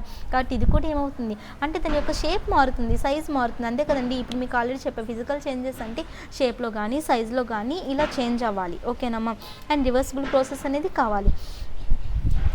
ఇప్పుడు అంటే న్యూ సబ్స్టెన్స్ అనేది ఫామ్ అవ్వకూడదండి, ఓకేనా. ఎస్పెషల్లీ న్యూ సబ్స్టెన్స్ అనేది మీకు ఫామ్ అవ్వకూడదు. గ్లాస్ టంబ్లర్ ఉంది, దాన్ని స్మాల్ పీసెస్గా కట్ చేసాము, ఓకేనండి. అవన్నీ గ్లాస్ పార్టికల్సే కదండి, ప్లాస్టిక్ పార్టికల్స్ ఏం కాదు కదా. సో ఇదేంటి, ఇది ఒక ఫిజికల్ చేంజ్, న్యూ సబ్స్టెన్స్ ఏం ఫామ్ అవ్వలేదు, కానీ అందులో ఏమొచ్చిందని మీకు షేప్ సైజ్ అనేది మీకు డిక్రీజ్ అయింది, ఓకేనా. సో ఇది ఒక physical change. Next glowing of an electric bulb వెలుగుతూ ఉండడం ఏమవుతుందండి, సపోజ్ స్విచ్ ఆన్ చేయండి. స్విచ్ ఆన్ చేసేటప్పుడు మీకు ఎలక్ట్రిక్ కరెంట్ అనేది అక్కడ ఫిలమెంట్ ఉంటుంది, మీకు తెలుసు కదండి. బల్బ్స్లో మీకు ఆల్రెడీ తెలుసు ఫిలమెంట్ అనేది ఉంటుందని. సో ఎలక్ట్రిక్ కరెంట్ అనేది ఫిలమెంట్ నుండి పాస్ అవుతుంది కదా. అప్పుడు మీకు బల్బ్ వెలిగింది అంటే బల్బ్ వెలుగుతుంది, కానీ న్యూ సబ్స్టెన్స్ ఏం ఫామ్ కాదు కదండి. కానీ దాని అపీరెన్స్ అనేది చేంజ్ అవుతుంది. స్విచ్ ఆఫ్ చేసేటప్పుడు ఒకలా ఉంటుంది, స్విచ్ ఆన్ చేసేటప్పుడు గ్లోగా బల్బ్ అనేది ఉంటుంది, అది మనకు తెలుసు. అంటే అక్కడ అపీరెన్స్ అనేది చేంజ్ అవుతుంది, అది కూడా one type of physical change, ఓకేనండి. దానిలో ఎటువంటి కెమికల్ చేంజెస్ అని ఉండవు. నెక్స్ట్ ఇక్కడ వరకు ఓకే కదండి, ఫిజికల్ చేంజెస్ జస్ట్ మీకు క్లారిటీ వచ్చింది అనుకుంటా. నెక్స్ట్ ఏంటి అంటే ప్రాపర్టీస్ ఆఫ్ సొల్యూషన్స్ అండి. చూడండి, సొల్యూషన్ యొక్క ప్రాపర్టీస్. సొల్యూషన్ మీరు ఆల్రెడీ నేర్చుకున్నారు కదండి. సొల్యూషన్ యొక్క ప్రాపర్టీస్, సొల్యూషన్ ఏంటి అంటే హోమోజీనియస్ మిక్చర్ అయి ఉంటుందండి. సో సొల్యూషన్ అనేది ఏంటండి, హోమోజీనియస్. మీకు ఆల్రెడీ మిక్చర్ అంటే 2 టైప్స్ అని చెప్పాను కదా, హోమోజీనియస్ అండ్ హెట్రోజీనియస్. సొల్యూషన్ అనేది ఏంటి, హోమోజీనియస్. సపోజ్ మీరు వాటర్లో సాల్ట్ తీసుకున్నారు, సాల్ట్ పార్టికల్స్ కలిపాము, అది ఏమవుతుందండి మీకు అంతా బాటంలో ఒక టేస్ట్ కానీ, లేదంటే టాప్లో ఒక టేస్ట్ కానీ, సైడ్స్కి ఒక టేస్ట్ కానీ, డౌన్ సైడ్ ఒక టేస్ట్, ఇలాంటివి ఏమి ఉండవు కదండి. ఎక్కడ చూసినా మీకు సాల్టీ వాటర్ ఉంటుంది, కానీ మధ్యలో స్వీట్గా కానీ, మధ్యలో బిటర్గా కానీ, మీకు వేరే టేస్ట్ ఏమి ఉండదు కదా. వాటర్ ఎంత తాగుతున్నా మీకు సాల్టీగా ఉంటుంది, అప్ సైడ్ కానీ, మిడిల్లో కానీ, డౌన్లో కానీ, ఎక్కడ తాగినా అలాంటివి అవే కదండి సొల్యూషన్స్. సో సొల్యూషన్స్ అనే మనకి ఏంటి అంటే హోమోజీనియస్ మిక్చర్ అండి. మిక్చర్ అనేసరికి మీకు ఏం గుర్తు రావాలండి, ఫస్ట్ పాయింట్ అర్థమైంది కదండి, సొల్యూషన్ అనేది ఒక homogeneous mixture.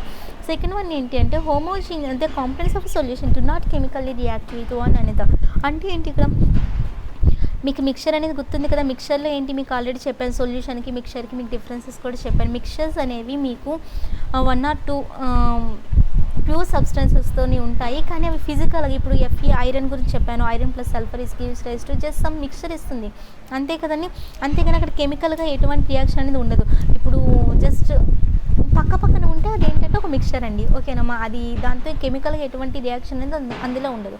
So second point ఏంటి అంటే మనకి సొల్యూషన్స్ అనేవి ప్రాపర్టీస్లో సెకండ్ పాయింట్ ఏంటంటే అవి కెమికల్గా రియాక్ట్ అవ్వవు, ఓకేనండి. ఆ కాంపోనెంట్స్లో ఆ సొల్యూషన్లో ఉన్న కాంపోనెంట్స్ అనేవి కెమికల్గా రియాక్ట్ అవ్వవు, ఓన్లీ ఫిజికల్గా. ఎందుకంటే మిక్చర్ అదొక హోమోజీనియస్ మిక్చర్ యొక్క ప్రాపర్టీ ఏంటి, మిక్చర్ అనేది ఫిజికల్గా మాత్రమే కనెక్ట్ అయి ఉంటుంది, కెమికల్గా కాదు. కాబట్టి ఇది కూడా దీనికి అప్లై అవుతుంది. థర్డ్ ప్రాపర్టీ ఏంటి, the particles of solution are smaller than 1 nanometer in a diameter. ఇందులో పార్టికల్స్ ఉంటాయి కదండి, ఈ పార్టికల్స్ యొక్క సైజ్ అనేది ఎంత ఉంటుందంటే లెస్ దెన్ 1 nanometer అండి, ఓకేనమ్మా. ఎంతమ్మా, దీంట్లోని 1 nanometer. నానోమీటర్ అంటే ఏం లేదమ్మా, ఇప్పుడు మనకి స్కేల్ మెజరింగ్స్ ఉంటాయి కదండి. ఇప్పుడు 1 nanometer ఈక్వల్ టు ఎన్ని మీటర్స్ అని, ఎన్ని సెంటీమీటర్స్ అని, అంటే మీటర్లో కన్వర్ట్ చేయండి, సెంటీమీటర్స్లో కన్వర్ట్ చేస్తే అంటే జస్ట్ అదొక యూనిట్ అండి, మెజర్మెంట్కి అదొక యూనిట్ లెంత్కి, ఓకేనమ్మా. సో పార్టికల్స్ యొక్క సైజ్ ఇందులో ఎంత ఉంటుందంటే లెస్ దెన్ 1 nanometer అండి, ఓకేనమ్మా. లెస్ దెన్ 1 nanometer అనేది దేనికి, సొల్యూషన్స్లో పార్టికల్స్. గుర్తుంచుకొని మా పార్టికల్స్ యొక్క సైజ్, ఎందుకంటే నెక్స్ట్ మనకి కొలాయిడ్స్ అని, నెక్స్ట్ సస్పెన్షన్ అని వస్తాయి. సో ఇక్కడ మీకు పార్టికల్ సైజ్ అనేది ఇంపార్టెంట్ అండి. సో ఇందులో మీకు పార్టికల్ యొక్క సైజ్ ఎంత ఉంటుందండి, సొల్యూషన్స్లో పార్టికల్ యొక్క size less than 1 nanometer, important అని. అంటే ఈ లెస్ దెన్ 1 nanometer అంటే మీరు ఐస్తో కానీ లేదంటే మైక్రోస్కోప్తో కానీ మనం చూసినా సరే మనకు కనబడవండి. అంత 1 nanometer అంటే అంత స్మాల్ సైజ్ అండి, ఓకేనా. దాన్ని మనం మైక్రోస్కోప్తో కూడా అబ్జర్వ్ చేయలేం. సో నెక్స్ట్ పాయింట్ ఏంటంటే సొల్యూషన్స్లో మనకి నెక్స్ట్ ప్రాపర్టీ ఏంటంటే సొల్యూషన్స్లో పార్టికల్స్ ఉంటాయి కదండి, అవి చాలా చిన్నవి కాబట్టి మీకు ఫిల్టర్ చేస్తే ఏం చేయలేమంటే మనం ఐడెంటిఫై చేయలేమండి. చాలా స్మాల్ పార్టికల్స్ ఉన్నప్పుడు మనం ఫిల్టరైజేషన్ చేస్తే వాటిని ఐడెంటిఫై చేయగలమా అండి, చేయలేం కదా. సో ఫిల్టర్ పేపర్ గుండా ఈజీగా వెళ్ళిపోతాయండి. చాలా స్మాల్ పార్టికల్స్ ఉన్నాయి. ఇప్పుడు మీకు వాటర్ని వేసాం, సాల్ట్ వేసాం, అది కలిపేసాం, జస్ట్ మీరు ఫిల్టరైజేషన్ చేస్తే నార్మల్గా వెళ్ళిపోతాయి కదండి. అందులో మీకు ఎటువంటి డట్ ఏం కూడా కనబడదు. ఎందుకు అంటే అవి చాలా చాలా స్మాల్, చాలా చాలా టైనీ పార్టికల్స్ కాబట్టి మనం ఫిల్టరైజేషన్ చేసినా సరే వాటిని మనం ఐడెంటిఫై చేయలేమండి. నెక్స్ట్ ఏంటి అంటే ఈ సొల్యూషన్స్లో చూడండి, ఇప్పుడు ఫోర్త్ పాయింట్, ఇప్పుడు మీకు చెప్పింది ఫిఫ్త్ పాయింట్ అండి, ఫోర్త్ అనుకుంటా. ఓకే, నెక్స్ట్ ప్రాపర్టీ ఏంటంటే the particles of solution in solution pass through the filter. Fifth point మీకు ఎక్స్ప్లెయిన్ చేశారండి. నెక్స్ట్ ఫోర్త్ పాయింట్ నేను మీకు చెప్పలేదు, ఇప్పుడు చెప్తున్నా చూడండి. ఫోర్త్ పాయింట్ ఏంటి అంటే స్మాల్ సైజ్ వల్ల solute particles do not scatter a beam of light passing through a solution. ఈ పార్టికల్స్ యొక్క సైజ్ అనేది తక్కువ ఉండడం వల్ల లైట్ అనేది వెళ్తుంది కదండి, ఆ లైట్ వెళ్ళడం యొక్క అంటే పాత్ ఆఫ్ లైట్ని మనకు అక్కడ విజిబుల్ కాదనమాట. అందులో ఎందుకు విజిబుల్ కాదు అంటే చూడండి, ఈ ఫోర్త్ ప్రాపర్టీ మీకు ఎక్స్ప్లెయిన్ చేస్తున్నా చూడండి. ఇక్కడ సపోజ్ నార్మల్గా వాటర్ ప్లస్ సాల్ట్ అనేది ఒక దాంట్లో తీసుకున్నా అండి. సెకండ్ దాంట్లో ఏం తీసుకున్నా అంటే వాటర్ ప్లస్ మిల్క్ అనే సొల్యూషన్ తీసుకున్నా. సో ఇక్కడ ఏం చేశానంటే నేను ఇక్కడ ఒక లైట్ని ఇక్కడ నేను ఆల్రెడీ ఒక క్యాండిల్ని వెలిగించి పెట్టానమ్మా. క్యాండిల్ వెలిగించి పెట్టినప్పుడు ఏం చేస్తుందంటే మీకు దీని నుంచి మీకు లైట్ అనేది వెళ్ళట్లేదు. ఇక్కడ మీకు లైట్ పాత్ అనేది కనిపిస్తుంది చూసారా. ఎందుకు అక్కడ కనిపిస్తుంది అంటే చూడండి, ఇప్పుడు ఇక్కడ 1 సెకండ్. ఇప్పుడు ఇందులో ఏం చేశాను, జస్ట్ 2-3 డ్రాప్స్ మిల్క్ అనేది వేసాను. మిల్క్ అనేది వేసినప్పుడు ఏమవుతుందంటే మిల్క్లో పార్టికల్స్ ఉంటాయి కదా, జస్ట్ ఇక్కడ నేను 3 మిల్క్ పార్టికల్స్ వేసానండి. ఈ మిల్క్ పార్టికల్స్ పైకి ఈ లైట్ ఉంది కదమ్మా, ఈ లైట్ అనేది ఏమవుతుందంటే ఈ ఫస్ట్ అనేది మిల్క్ మీద పడుతుందమ్మా. ఫస్ట్ ఒక మిల్క్ పార్టికల్ మీద పడుతుంది. పడినప్పుడు ఏమవుతుంది, మీకు ఆల్రెడీ మిర్రర్ ఉంది అనుకోండమ్మా. మిర్రర్ పైన మీ ఫేస్ మీకు ఎలా కనబడుతుందండి, మీకు అక్కడ లైట్ అనేది దాని మీద ఇన్సిడెంట్ అయి తిరిగి రిఫ్లెక్ట్ అయితేనే కదా మీ ఫేస్ మీకు అక్కడ కనిపిస్తుంది మిర్రర్లో, అది కదండి. సో ఇక్కడ కూడా ఏంటి అంటే మిల్క్ పార్టికల్స్ మీద పడుతుందండి, ఇన్సిడెంట్ అనేది ఫస్ట్ పడుతుంది. పడ్డాక ఏం చేస్తుందంటే రిఫ్లెక్ట్ అవుతుంది. ఇక్కడ మిర్రర్ ఉండడం వల్ల ఓన్లీ వన్ డైరెక్షన్లో మీకు ఇక్కడ రిఫ్లెక్ట్ అవుతుంది. కానీ ఇక్కడ పార్టికల్స్కి ఏంటంటే ఈ డైరెక్షన్లో అంటే ఇలా అన్ని డైరెక్షన్స్లోని ఇక్కడ మీకు వెళ్తుందండి లైట్ రే అనేది. అర్థమవుతుందమ్మా, ఇలా అన్ని డైరెక్షన్స్లోని ఇలా లైట్ అనేది ఇక్కడ రిఫ్లెక్ట్ అవుతుంది. ఓకేనా, అర్థం చేసుకోండి చెప్పే కాన్సెప్ట్ని. సో ఇలా రిఫ్లెక్ట్ అయ్యాక సో అంత లైట్ అంతా రిఫ్లెక్ట్ అవుతుందా అంటే లైట్ అంతా రిఫ్లెక్ట్ అవ్వదండి. ఓకేనా, జస్ట్ సమ్ పార్ట్ మాత్రం రిఫ్లెక్ట్ అవుతుంది. మేజర్ పార్ట్ ఏమవుతుందంటే నెక్స్ట్ ఇంకో పార్టికల్ దగ్గరికి వెళ్తుంది. ఇంకో పార్టికల్ దగ్గరికి వెళ్ళాక ఇది కూడా ఇలా రిఫ్లెక్ట్ అవ్వడాన్ని ఏమంటారంటే స్కాటరింగ్ అంటారండి. చూసారు, ఇలా స్కాటరింగ్ అవుతుంది. సో ఇది ఏమంటారంటే స్కాటరింగ్ ఆఫ్ లైట్ అంటారు. సో మెజారిటీ పోర్షన్ మీకు తక్కువ పార్ట్ మాత్రమే మీకు రిఫ్లెక్ట్ అవుతుందండి. నెక్స్ట్ మెజారిటీ పార్ట్ ఏమవుతుంది, నెక్స్ట్ ఇంకో పార్టికల్ దగ్గరికి ఇంకో రే వస్తుంది. అది కూడా ఏం చేస్తుంది, తన డైరెక్షన్లో ఇలా ఇలా ఇలా రిఫ్లెక్ట్ చేస్తూ ఉంటుందండి. ఇక్కడ కూడా స్కాటరింగ్ అని చూసారు. సో ఇక్కడ కూడా మీకు ఇలా అయ్యి నెక్స్ట్ ఇంకో రే మళ్ళీ ఇక్కడికి వస్తుంది. ఇలా జస్ట్ ఇలా మీకు అవుతుంది చూసారా. సో ఇలా మీకు అవ్వడం వల్ల అక్కడ మీకు లైట్ పాత్ అనేది మీకు కనిపిస్తుందండి. ఓకేనమ్మా, లైట్ పాత్ అనేది మీకు మిల్క్ వేసినప్పుడు కనిపిస్తుంది. ఎందుకంటే మిల్క్ పార్టికల్స్ అనేవి మీకు ఎమల్షన్స్లో వస్తాయండి. మిల్క్ పార్టికల్స్ అనేవి పెద్దగా ఉంటాయి వెన్ కంపేర్డ్ విత్ వాటర్ అనమాట. సో సాల్ట్, ఓకేనా. ఇక్కడ సాల్ట్ పార్టికల్స్ కానీ వాటర్ పార్టికల్స్ అని కానీ చాలా చిన్నవిగా ఉంటాయండి.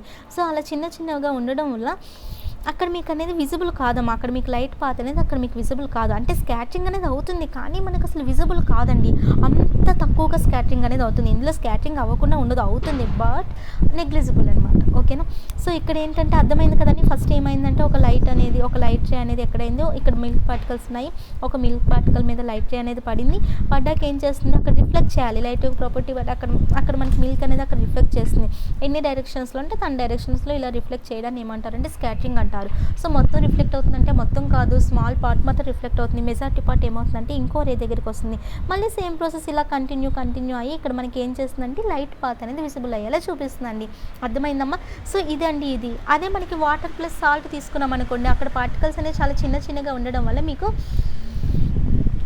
చూడండి వాటర్ ఇక్కడ మీకు ఇది హోమోజీనియస్ అంటే మీకు ఏంటి, వాటర్ ప్లస్ సాల్ట్ జస్ట్ గుర్తించుకోండి. 1 నానోమీటర్ పార్టికల్స్ యొక్క సైజ్ 1 నానోమీటర్ అంటే చాలా ఈవెన్ మైక్రోస్కోప్లో కూడా మీరు అబ్జర్వ్ చేయలేదంటే అంత చిన్నగా ఉంటాయండి. అంత చిన్నగా ఉండడం వల్ల మీకు వాటి దగ్గర స్కాటరింగ్ జరిపినా సరే మనకి నెగ్లిజిబుల్, అది మనకి విజిబుల్ కాదండి. ఓకేనమ్మా, సో మనకి ఇదండి 4th పాయింట్ ఎక్స్ప్లెనేషన్. ఇది 5th పాయింట్ నేను మీకు ఆల్రెడీ చెప్పాను. 6th point when the solution is allowed to stand undisturbed the particles of solution do not settle. Okay చూడండి, 6th పాయింట్ ఏంటి అంటే సొల్యూషన్ని డిస్టర్బ్ చేయకుండా ఉంచాయనుకోండి. 1 అవర్ తర్వాత వచ్చి చూశాను, 1 అవర్ తర్వాత కానీ 2 అవర్స్ తర్వాత కానీ వచ్చి చూసినా సరే సాల్ట్ సొల్యూషన్ అలానే కనిపిస్తుంది కదండి. సో సాల్ట్ సొల్యూషన్ ఎలా ఉందో అలానే ఉంటుందమ్మా 6th పాయింట్. సో అదేంటి, అక్కడ మీకు సొల్యూషన్ స్టేబులా అన్స్టేబుల్ అండి. మీరు 1 అవర్ కాదు కదా 5 అవర్స్ తర్వాత వచ్చి చూసినా సరే ఆ సాల్ట్ సొల్యూషన్ మీకు అలానే ఉంటుంది. కాబట్టి అది మీకు స్టేబుల్గా ఉంటుంది. కాసేపటికి కిందకి వెళ్ళిపోవడం కానీ డౌన్ సైడ్ సెటిల్ అవ్వడం కానీ ఇలా ఏమి ఉండదు. డౌన్ సైడ్కి వెళ్ళి సెటిల్ అయిందంటే అది అన్స్టేబుల్ ఉంటాం. సో ఇది మనకి స్టేబుల్గా ఉంటుందండి 6th point. 7th solution is always transparent in nature. ఈ సొల్యూషన్ ఎప్పుడు కూడా మనకి నేచర్లో ఎలా ఉంటుందంటే ట్రాన్స్పరెంట్గా ఉంటుందండి. అండ్ ఇక్కడ ఏంటి అంటే ఇది కలర్లెస్గా ఉండొచ్చు, కలర్లో కూడా ఉండొచ్చు అండి. ఇవి మీకు ఫిజికల్ చేంజెస్ ఆల్రెడీ కంప్లీట్ అయ్యాయి. ప్రాపర్టీస్ ఆఫ్ సొల్యూషన్స్ మీకు ముందు చెప్పలేదు, సో ఇక్కడ చెప్పాను. నెక్స్ట్ కెమికల్ చేంజెస్ అండి. ఫిజికల్ చేంజెస్ ప్రాపర్టీస్ అర్థమయ్యాయి కదండి. సొల్యూషన్ అనేది హోమోజీనియస్ అవుతుంది, కాంపిటెన్స్ అనేది మీకు హోమోజీనియస్ మిక్చర్ కాబట్టి అక్కడ మీకు కెమికల్గా రియాక్ట్ అవుతుంది, ఓన్లీ ఫిజికల్గా రియాక్ట్ అవుతుంది. అండ్ ఇక్కడ పార్టికల్ సైజ్ చాలా చాలా చిన్నది, 1 నానోమీటర్ కన్నా తక్కువ ఉంటుంది కాబట్టి మనకి అక్కడ బీమ్ ఆఫ్ లైట్, మనకి లైట్ పాత్ అనేది మనకి అక్కడ విజిబుల్ కాదు. అదే మిల్క్ అని పెడితే మీకు విజిబుల్ అవుతుంది, ఎందుకంటే మిల్క్ పార్టికల్స్ అనేవి పెద్దవి. మిల్క్ అనేది ఎందులో వస్తుందంటే మీకు అక్కడ ఎమల్షన్స్లో వస్తుందండి. నెక్స్ట్ అక్కడ అది చెప్తాను నెక్స్ట్లో. సో ఇదండి. నెక్స్ట్ మీకు ఇక్కడ ఫిల్టర్ పేపర్ పెట్టినా సరే, ఫిల్టరైజేషన్ చేసినా సరే మీరు వీటిని మనం ఐడెంటిఫై చేయలేము. ఇంకా ఏంటి, ఇవి మనకి ఎంత అన్డిస్టర్బ్ చేయకుండా ఉంటే అవి మనకి స్టేబుల్గా ఉంటాయండి. డిస్టర్బ్ ఎటువంటి చేయకపోతే మనకు స్టేబుల్గా ఉంటాయి. ఈ సొల్యూషన్ అనేది ఎప్పుడు ఎలా ఉంటుందంటే నేచర్లో ట్రాన్స్పరెంట్గా ఉంటుంది. ఇది కలర్డ్ అయినా అవ్వచ్చు, కలర్లెస్ అయినా కావచ్చు అండి. Next chemical changes. Physical changes చూసారు కదండి. షేప్ కానీ, సైజ్ కానీ, అపీరెన్స్ కానీ, ప్రాపర్టీస్లో కానీ, ఫార్మేషన్లో కానీ ఇలాంటి వాటిలోనే చేంజ్ అవుతాయండి. ఓకేనమ్మా. అండ్ ఇప్పుడు ఫిజికల్ చేంజెస్ అనేవి ఏంటి, టెంపరీ. ఎందుకు టెంపరీ అంటే అక్కడ రివర్సిబుల్ అనేది పాసిబుల్ అవుతుంది. అండ్ అక్కడ న్యూ సబ్స్టెన్స్ అనేది ఫామ్ కాదు. అది కెమికల్ చేంజెస్లో అయితే మనకి న్యూ సబ్స్టెన్స్ అనేది మనకి అక్కడ ఫామ్ అవుతుంది. అదే ఫిజికల్ అయితే రివర్సిబుల్ పాసిబుల్ అయింది, అదే కెమికల్లో అయితే రివర్సిబుల్ పాసిబుల్ కాదు. ఓకేనండి, అర్థమైందండి. ఇక్కడ మన కెమికల్లో అయితే న్యూ సబ్స్టెన్స్ ఫామ్ అవుతుంది, రివర్సిబుల్ అనేది మనకి పాసిబుల్ కాదు. ఓకేనమ్మా. సపోజ్ మీకు ఒక ఎగ్జాంపుల్ చెప్తా చూడండి. స్మాల్ ప్లాంట్ ఉందండి, దాన్ని నేను వాటర్ వేసి కొన్ని ఇయర్స్కి అది ఒక బిగ్ ట్రీగా చేంజ్ అయింది. ఆ బిగ్ ట్రీని మళ్ళీ నేను స్మాల్ ప్లాంట్గా చేయగలనా? చేయలేను కదా. అదేమవుతుంది, కెమికల్ చేంజ్. ఓకేనండి. మిల్క్ ఉంది, మిల్క్ని నేను కర్డ్గా చేంజ్ చేశాను, కర్డ్ని మళ్ళీ మిల్క్గా చేంజ్ చేయగలనా? ఇంపాసిబుల్ కదా. సో ఇది ఏంటి, రివర్సిబుల్ అనేది ఇక్కడ కాదు. మిల్క్ అనేది కర్డ్గా మారడం టెంపరీనా, పర్మనెంటా అండి? పర్మనెంట్ కదా. అండ్ మళ్ళీ మీరు కర్డ్ని మళ్ళీ మీరు మిల్క్గా చేయగలరా? చేయలేరు, కాబట్టి ఇర్రివర్సిబుల్ కదండి. అండ్ ఇక్కడ ఏంటి, సో ఓకే కదండి, ఇది అర్థమైంది అనుకుంటా. ఇంకా కొన్ని ఎగ్జాంపుల్స్, ఫ్రెష్ ఫుడ్ ఉంది. ఫ్రెష్ ఫుడ్ అనేది స్పాయిల్డ్ ఫుడ్గా ఒక 3 days ఫ్రిడ్జ్లో ఉంచినా సరే ఒక 3-4 daysకి మీకు అది స్పాయిల్డ్ ఫుడ్గా మారుతుంది. ఆ స్పాయిల్డ్ ఫుడ్ని మళ్ళీ నేను ఫ్రెష్ ఫుడ్గా మార్చలేను కదా, ఇర్రివర్సిబుల్ కదండి. సో ఇర్రివర్సిబుల్ ప్రాసెస్ ఉండాలి, పెర్మనెంట్ చేంజెస్ ఉండాలండి. కెమికల్ చేంజెస్ అంటే మీకు న్యూ సబ్స్టెన్స్ ఫామ్ అవ్వాలి, ఇర్రివర్సిబుల్ పాసిబుల్ అవ్వాలి, పెర్మనెంట్గా చేంజెస్ ఉంటాయండి ఇందులో. కొన్ని ఎగ్జాంపుల్స్ చూద్దాం. Burning a piece of paper. చూడండి, ఇక్కడ ఒక పేపర్ని బర్న్ చేయాలి. ఒక పేపర్ని బర్న్ చేస్తే ఏమొస్తుందో మీకు తెలుసు. దాని నుంచి కార్బన్ డైఆక్సైడ్ వస్తుంది, దాని నుంచి వాటర్ వేపర్స్ వస్తాయి, దాని నుండి స్మోక్ వస్తుంది, దాని నుండి యాష్ వస్తుంది. ఇవన్నీ ఫామ్ అవుతాయి కదండి. ఫిజికల్ చేంజెస్లో మీకు ఆల్రెడీ చెప్పాను, మాస్ అనేది కన్జర్వ్డ్ అని చెప్పి. సో కెమికల్ చేంజెస్లో కూడా మాస్ అనేది కన్జర్వ్డ్ కాదు అని అనుకోకండి, ఎందుకంటే అక్కడ ఫిజికల్ చేంజెస్లోని ఇనీషియల్గా ఎంత ఉందో, మీకు ఇప్పుడు యాపిల్ ఉంది, యాపిల్ని మీరు నార్మల్గా ఒక 5 grams అనుకోండి. యాపిల్ సపోజ్ మీరు పీసెస్గా కట్ చేసి దాన్ని పెట్టినా అంతే ఉంటుంది. అంటే మీకు మాస్ ఇనీషియల్గా ఎంత ఉందో ఫైనల్గా అంతే ఉంటుంది. ఓకే, అక్కడ మాస్ అనేది కన్జర్వ్డ్ అనుకున్నారు, కానీ ఇక్కడ మాస్ కన్జర్వ్డ్ కాదని అనుకోకండి. ఎందుకు కన్జర్వ్డ్ కాదు అంటే, సపోజ్ చూడండి, ఇక్కడ మీరు పేపర్ని బర్నింగ్ చేశారు. పేపర్ని మీరు బర్నింగ్ చేసేటప్పుడు కార్బన్ డైఆక్సైడ్ వస్తుంది, వాటర్ వస్తుంది. 1 second. పేపర్ని బర్న్ చేసేటప్పుడు కార్బన్ డైఆక్సైడ్ వస్తుంది, అలానే వాటర్ వేపర్స్ వస్తాయి. H2 అంటే అది వాటర్ వేపర్స్ అనే H2 కదండి, వాటర్ మాలిక్యూలే కదా. అండ్ స్మోక్ వస్తుంది, నెక్స్ట్ యాష్ వస్తుంది. ఇప్పుడు యాష్ ఉందనుకోండి, వీటి యొక్క మాస్ అనేది చాలా తక్కువ అమ్మ. ఈ యాష్ యొక్క మాస్ అనేది చాలా తక్కువ కదా. నార్మల్గా అయితే మీకు పేపర్ అనేది మాస్ ఎక్కువ ఉంటుంది, యాష్ రూపంలో వచ్చినప్పుడు మాస్ తక్కువ కదా. మాస్ ఎలా కన్జర్వ్డ్ అంటే కాదండి, ఓవరాల్గా దీని మాస్ అన్నీ మనకి ఫైనల్గా వచ్చిన అన్ని మాస్ని యాడ్ చేస్తే ఇనీషియల్గా ఎంత మాస్ ఉందో అంతే మాస్ ఉంటుంది. కాబట్టి ఇక్కడ కూడా మీకు ఏంటి అంటే law of conservation of mass అనేది వైలేట్ అవ్వలేనట్టే అండి. చాలామంది ఇక్కడ మాస్ అనేది కన్జర్వ్ అవుతుందేమో, law of conservation of mass violate అయిందని అనుకుంటారు. వైలేట్ ఏం కాదు, ఎందుకంటే ఓవరాల్గా అన్నిటిని మిక్స్ చేస్తే మీకు ఇనీషియల్గా పేపర్ని బంద్ చేయకముందు ఎంత మాస్ ఉందో అంతే మాస్ వస్తుందండి. సో ఇక్కడ కూడా మీకు మాస్ అనేది ఏమైనట్టు, కన్జర్వ్డ్ అయినట్టు. సో ఇది అర్థమైంది కదండి. నెక్స్ట్ ఏంటి, burning of hydrogen air or oxygen. ఇప్పుడు హైడ్రోజన్ ఉందమ్మా, హైడ్రోజన్ మనం ఎయిర్లో మనం బర్న్ చేసినప్పుడు అక్కడ ఏమవుతుందో మీకు అక్కడ వాటర్ అనేది ఫామ్ అవుతుంది. హైడ్రోజన్ నుండి మీకు అక్కడ వాటర్ ఫామ్ అయింది, ఎందుకంటే ఎయిర్లో మీకు ఏముంటుందంటే ఎయిర్లో ఆక్సిజన్ ఉంటుందండి. సో హైడ్రోజన్ని మీరు బర్న్ చేసినప్పుడు అక్కడ మీకు ఏమవుతుందంటే వాటర్ అనేది ఫామ్ అవుతుంది. వాటర్ అనేది హైడ్రోజన్తో పోస్తే న్యూ సబ్స్టెన్స్ కదండి. సో న్యూ సబ్స్టెన్స్ వచ్చింది, కెమికల్ చేంజెస్నే కదా. మళ్ళీ ఈ వాటర్ని మళ్ళీ మీరు అక్కడ హైడ్రోజన్గా మళ్ళీ మనం కన్వర్ట్ చేయలేం కదా. సో ఇర్రివర్సిబుల్ కదండి, ఇది రివర్సిబుల్ పాసిబుల్ కాదు, కాబట్టి ఇది కెమికల్ చేంజే కదండి. సో ఇదండి. అండ్ వీటిని మనం ఎలా అంటే ఫిజికల్ ప్రాసెస్‌తో మనం కెమికల్ చేంజెస్ వీటన్నిటిని కూడా మనం ఫిజికల్ ప్రాసెస్‌తో మనం సెపరేట్ చేయలేమండి. అండ్ ఇవన్నీ ఏంటమ్మా పర్మనెంట్ చేంజెస్ అండి. అర్థమవుతుందండి? ఇవన్నీ అక్కడ ఫిజికల్ అయితే టెంపరరీ, ఇవన్నీ మాత్రం పర్మనెంట్ చేంజెస్. అలానే ఇక్కడ మనకి ఇర్రివర్సిబుల్ ప్రాసెస్ అండి. రివర్సిబుల్ ప్రాసెస్ అనేది పాసిబుల్ కాదు. ఇర్రివర్సిబుల్ అనేది పాసిబుల్ అవుతుంది. Next burning of magnesium ribbon. Magnesium ribbon చూడండి, ఇక్కడ మీరు ఇది స్లైడ్ చూడండి, స్క్రీన్ షాట్ తీసుకోండి. నెక్స్ట్ మనం మన ఐస్తో మెగ్నీషియం రిబ్బన్ని బంద్ చేసేటప్పుడు మనం అది ఐస్తో చూడలేమండి. బంద్ చేసేటప్పుడు మెగ్నీషియం రిబ్బన్ ఉంటుంది కదమ్మా, ఇది జస్ట్ ఇక్కడ ఇక్కడ ఇది చూడండి డయాగ్రామ్. ఇక్కడ ఆల్రెడీ మీకు ఇక్కడ ఫ్లేమ్ ఉందమ్మా. మనం ఇక్కడ ఈ మెగ్నీషియం ఆల్రెడీ ఉంది కదండి, ఇది ఏంటి అంటే ఒక మెగ్నీషియం రిబ్బన్ అండి. దీన్ని తీసుకొచ్చి మనం ఇక్కడ పెట్టినప్పుడు అదేంటంటే ఇక్కడ మీకు వైట్గా కనిపిస్తుంది కదండి, ఇదంతా డార్జిలింగ్ వైట్ లైట్ అండి. ఇలా ప్రొడ్యూస్ అవుతుందమ్మా. ఈ డార్జిలింగ్ వైట్ లైట్ అనేది ప్రొడ్యూస్ అవుతుంది. ఇది మన ఐస్కి చాలా హార్మ్ఫుల్ అండి. సో మన ఐస్తో మనం చూడలేమండి. అర్థమవుతుందండి? మెగ్నీషియం అనేది ఎయిర్తో బర్న్ అవుతుందండి. మెగ్నీషియం అనేది ఏమవుతుందంటే ఎయిర్తో బర్న్ అవుతుంది. ఎందుకు బర్న్ అవుతుందంటే ఎయిర్లో ఏముంటుంది, ఆక్సిజన్ ఉంటుంది కాబట్టి. ఓకేనమ్మా?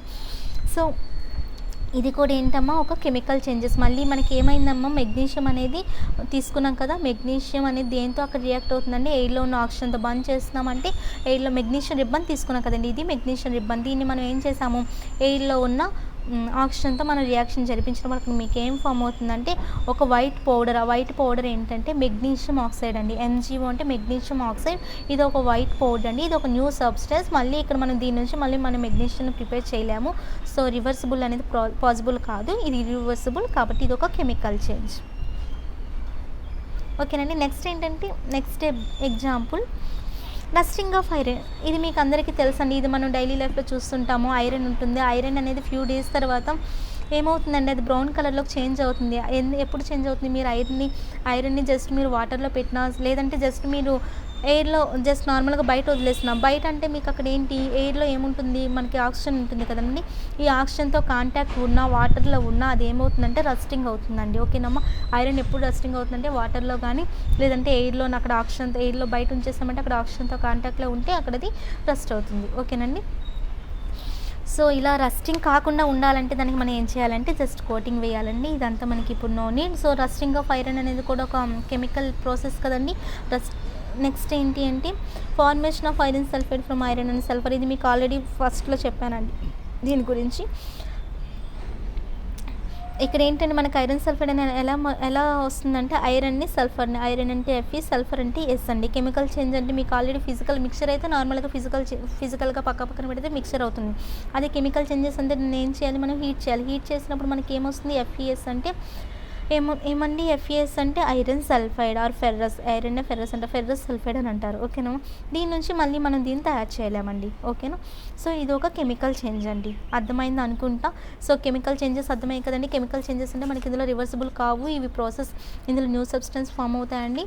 నెక్స్ట్ ఇంకా ఇదంతా పర్మనెంట్ చేంజ్ అండి, టెంపరీ కాదు. నెక్స్ట్ టాపిక్ ఏంటి అంటే concentration of solutions. Concentration of solutions అంటే చూడండి, సొల్యూషన్స్ మనకి ఆల్రెడీ తెలుసు. సొల్యూషన్స్ ఏంటి ఉంటాయి, 2 ఉంటాయి. సొల్యూట్ ఒకటి, సాల్వెంట్ కదండి. సొల్యూట్ ఒకటి ఉంటుంది, సాల్వెంట్ ఒకటి ఉంటుంది. సో సొల్యూట్ ఎంత ఉంటుంది అనే దానిపై డిపెండ్ అయ్యి మనకి 2 టైప్స్గా డివైడ్ చేశారండి. ఇప్పుడు వాటర్లో సాల్ట్ వేసాం, ఆ సాల్ట్ తక్కువ వేసామా ఎక్కువ వేసామా అంటే సొల్యూట్ అనేది తక్కువ ఉందా ఎక్కువ ఉందా, సొల్యూట్ తక్కువ ఉంటే ఏంటి, సొల్యూట్ ఎక్కువ ఉంటే ఏంటి అని దాని మీద డిపెండ్ అయ్యి మనకి సొల్యూషన్స్ అని 2 టైప్స్లో డివైడ్ చేశారండి. First one dilute solution, second one concentrated solution అండి. ఓకేనా? సో ఇప్పుడు సపోజ్ ఒక బాడీ బిల్డర్ ఉన్నాడు, వాడి దగ్గరికి వెళ్ళి నీ స్ట్రెంత్ ఎంత అని అడిగితే తను ఏం చెప్తాడు, ఏదో ఒకటి లిఫ్ట్ చేసి చూపించి ఇది నా కెపాసిటీ, ఇది నా స్ట్రెంత్ అని చెప్తాడు కదండి. అదే ఒక స్మాల్ కిడ్ని వెళ్ళి అడిగితే ఏం చెప్తాడండి, తను ఏం లిఫ్ట్ చేయగలడా, మనం ఈజీగా తన స్ట్రెంత్ ఎంత అనేది మనం ఐడెంటిఫై చేయగలం. స్మాల్ కిడ్ని చూసినప్పుడు, అదే పక్కన ఒక బాడీ బిల్డర్ని చూసినప్పుడు మనం ఈజీగా తన యొక్క స్ట్రెంత్ ఇంత, తిని యొక్క స్ట్రెంత్ ఇంత అని మనం ఈజీగా చెప్తాం కదండి. ఇదే స్ట్రెంత్ని మనం కెమిస్ట్రీలో అయితే ఎలా చెప్తాము అంటే డైల్యూట్ సొల్యూషన్ అని, కాన్సన్ట్రేట్ సొల్యూషన్ అని. డైల్యూట్ అంటే స్ట్రెంత్ తక్కువ, కాన్సన్ట్రేషన్ అంటే స్ట్రెంత్ ఎక్కువ అండి. ఓకేనా? అదే మన కెమిస్ట్రీలో డైల్యూట్ సొల్యూషన్ని స్ట్రెంత్ని ఎలా చెప్తామంటే సొల్యూట్ యొక్క ప్రపోర్షన్ అనేది, అంటే సొల్యూట్ అనేది తక్కువగా ఉంటే డైల్యూట్ సొల్యూషన్, సొల్యూట్ అనేది ఎక్కువగా ఉంటే కాన్సన్ట్రేషన్ సొల్యూషన్. ఓకేనండి? కాన్సన్ట్రేటెడ్ సొల్యూషన్ అంటే అక్కడ స్ట్రెంత్ ఎక్కువ అని గుర్తుంచుకోండి, బాడీ బిల్డర్ని గుర్తెచ్చుకోండి. డైల్యూట్ సొల్యూషన్ అంటే స్మాల్ కిడ్ని గుర్తెచ్చుకోండి. ఓకేనా? నెక్స్ట్ దీనికి ఎగ్జాంపుల్స్ చూసుకుంటే చూడండి, ఇప్పుడు నేను ఏం చేశానంటే ఫస్ట్ దాంట్లో ఒక బీకర్లోని ఆల్రెడీ ప్రతి బీకర్లో నేను ఏం చేశానంటే 3 బీకర్స్ తీసుకున్నాను. 3 బీకర్స్లో 100 ml వాటర్ ప్రతి దాంట్లో వేశానండి. ఇందులో 100, సెకండ్ దాంట్లో 100, థర్డ్ దాంట్లో కూడా 100 ml వాటర్స్ వేశాను. ఫస్ట్ దాంట్లో నేను ఓన్లీ 1 టీ స్పూన్ షుగర్ని వేశానమ్మా. సెకండ్ దాంట్లో 2 టీ స్పూన్స్ షుగర్ని వేశాను. థర్డ్ దాంట్లోని 3 టీ స్పూన్స్ షుగర్ని వేసానండి. ఇప్పుడు ఫస్ట్ అండ్ సెకండ్ మీరు అబ్జర్వ్ చేశారనుకోండి, దేన్ని మీరు డైల్యూట్ అని చెప్తారు? ఓన్లీ 1 టోల్ని అబ్జర్వ్ చేస్తే ఫస్ట్ది డైల్యూట్ కదండి. ఎందుకంటే ఇక్కడ మీకు షుగర్ యొక్క అమౌంట్ అనేది తక్కువ కదండి. షుగర్ అనేది ఏంటి? సొల్యూట్ కదా. వాటర్ అనేది సాల్వెంట్, షుగర్ అనేది సొల్యూట్ కదండి. ఇక్కడ సొల్యూట్ అనేది తక్కువ ఉంది కాబట్టి ఇది డైల్యూట్ అవుతుంది. అండ్ ఇక్కడ సొల్యూట్ అనేది ఇంకో స్పూన్ ఎక్స్ట్రా ఉంది కాబట్టి ఇది కాన్సన్ట్రేటెడ్ అవుతుందండి. అలానే ఈ రెండింటిని కంపేర్ చేయండి. ఇప్పుడు ఇదేమవుతుంది? 2 టీ స్పూన్స్ అనేవి 3 కన్నా తక్కువ కదండి. ఇలా ఈ రెండింటిని కంపేర్ చేస్తే ఇది డైల్యూట్ అవుతుంది, ఇది కాన్సన్ట్రేటెడ్ అవుతుందండి. కాన్సన్ట్రేటెడ్ అంటే సొల్యూట్ ఎక్కువ ఉండాలి, డైల్యూట్ అంటే సొల్యూట్ తక్కువ ఉండాలమ్మా. మేబీ అర్థమైందని నేను అనుకుంటున్నా. సో ఇక్కడ సొల్యూట్ యొక్క స్ట్రెంత్ని డిసైడ్ చేయాలంటే సొల్యూషన్లో ఆ సొల్యూట్ ప్రపోర్షన్ చూడాలండి. సొల్యూట్ తక్కువగా ఉందా ఎక్కువగా ఉందా, దాన్ని బట్టి సొల్యూషన్ యొక్క స్ట్రెంత్ ఎక్కువగా ఉందా తక్కువగా ఉందా. సొల్యూట్ అనేది తక్కువగా ఉంటే సొల్యూషన్ యొక్క స్ట్రెంత్ అనేది తక్కువగా ఉంటుంది. సొల్యూట్ అనేది ఎక్కువగా ఉంటే సొల్యూషన్ యొక్క స్ట్రెంత్ అనేది ఎక్కువగా ఉంటుందండి. లెస్ కాన్సన్ట్రేషన్ అయితే దాన్ని డైల్యూట్ అంటారు. అదే మీకు మోర్ అనుకోండి, ఎక్కువగా ఉంటే దాన్ని మనం ఏమంటారంటే కాన్సన్ట్రేటెడ్ సొల్యూషన్ అంటారండి. ఓకేనమ్మా. డైల్యూట్ అంటే కాన్సన్ట్రేషన్ తక్కువ ఉంటుంది, కాన్సన్ట్రేషన్ ఎక్కువగా ఉంటే దాన్ని కాన్సన్ట్రేటెడ్ సొల్యూషన్ అంటారు. సో నెక్స్ట్ వన్ చూడండి అమ్మా. ఇదంతా చెప్పాను కదండి. నెక్స్ట్ ఇదంతా కూడా మీకు ఆల్రెడీ చెప్పాను, concentration solution dilute. Okay. Next ఇవి మనకి నో నీడ్ అమ్మా, ఎందుకంటే నేను 9th క్లాస్ NCERT మొత్తం మీకు ఇక్కడ పెట్టాను. ఇవి మనకు అవసరం లేదు, ఈ క్లాస్ స్టూడెంట్స్కి అయితే ఇవి సరిపోతాయి. ఇవి అంటే కాన్సన్ట్రేషన్ ఆఫ్ సొల్యూషన్స్ ఎన్ని టైప్స్ మనకి అంటే ఎలా క్యాలిక్యులేట్ చేయాలి, ఇవంతా మనకు అవసరం లేవమ్మా. ఇవి మీకు స్క్రీన్ షాట్ తీసుకునే పని కూడా మీకు లేదు. ఇది 9th క్లాస్ వాళ్ళకి రిలేటెడ్. నేను ఏంటంటే NCERT బుక్ మొత్తం పెట్టుకున్నాను కాబట్టి సో నేను మీకు ఇది ఎగ్జామ్ పాయింట్ ఆఫ్ వ్యూలో కానీ మనకి కాంపిటేటివ్ ఎగ్జామ్స్కి అయితే మనకి ఇది నో నీడ్ అండి. ఓకేనా. ఇది స్కూల్ వాళ్ళకి ఎగ్జామ్ పాయింట్ ఆఫ్ వ్యూలో ఇది నీడ్, మనకు అవసరం లేదు. ఇవేం అవసరం లేదండి మనకి. మార్క్స్ గురించి ఇవి మనకు అవసరం లేవమ్మా. నేను మీకు ఏది స్కిప్ చేయనండి, ఎంతో కాన్ఫర్ట్ అయితే తప్ప ఏది స్కిప్ చేయనండి. ఇవన్నీ మనకు అవసరం లేనివి.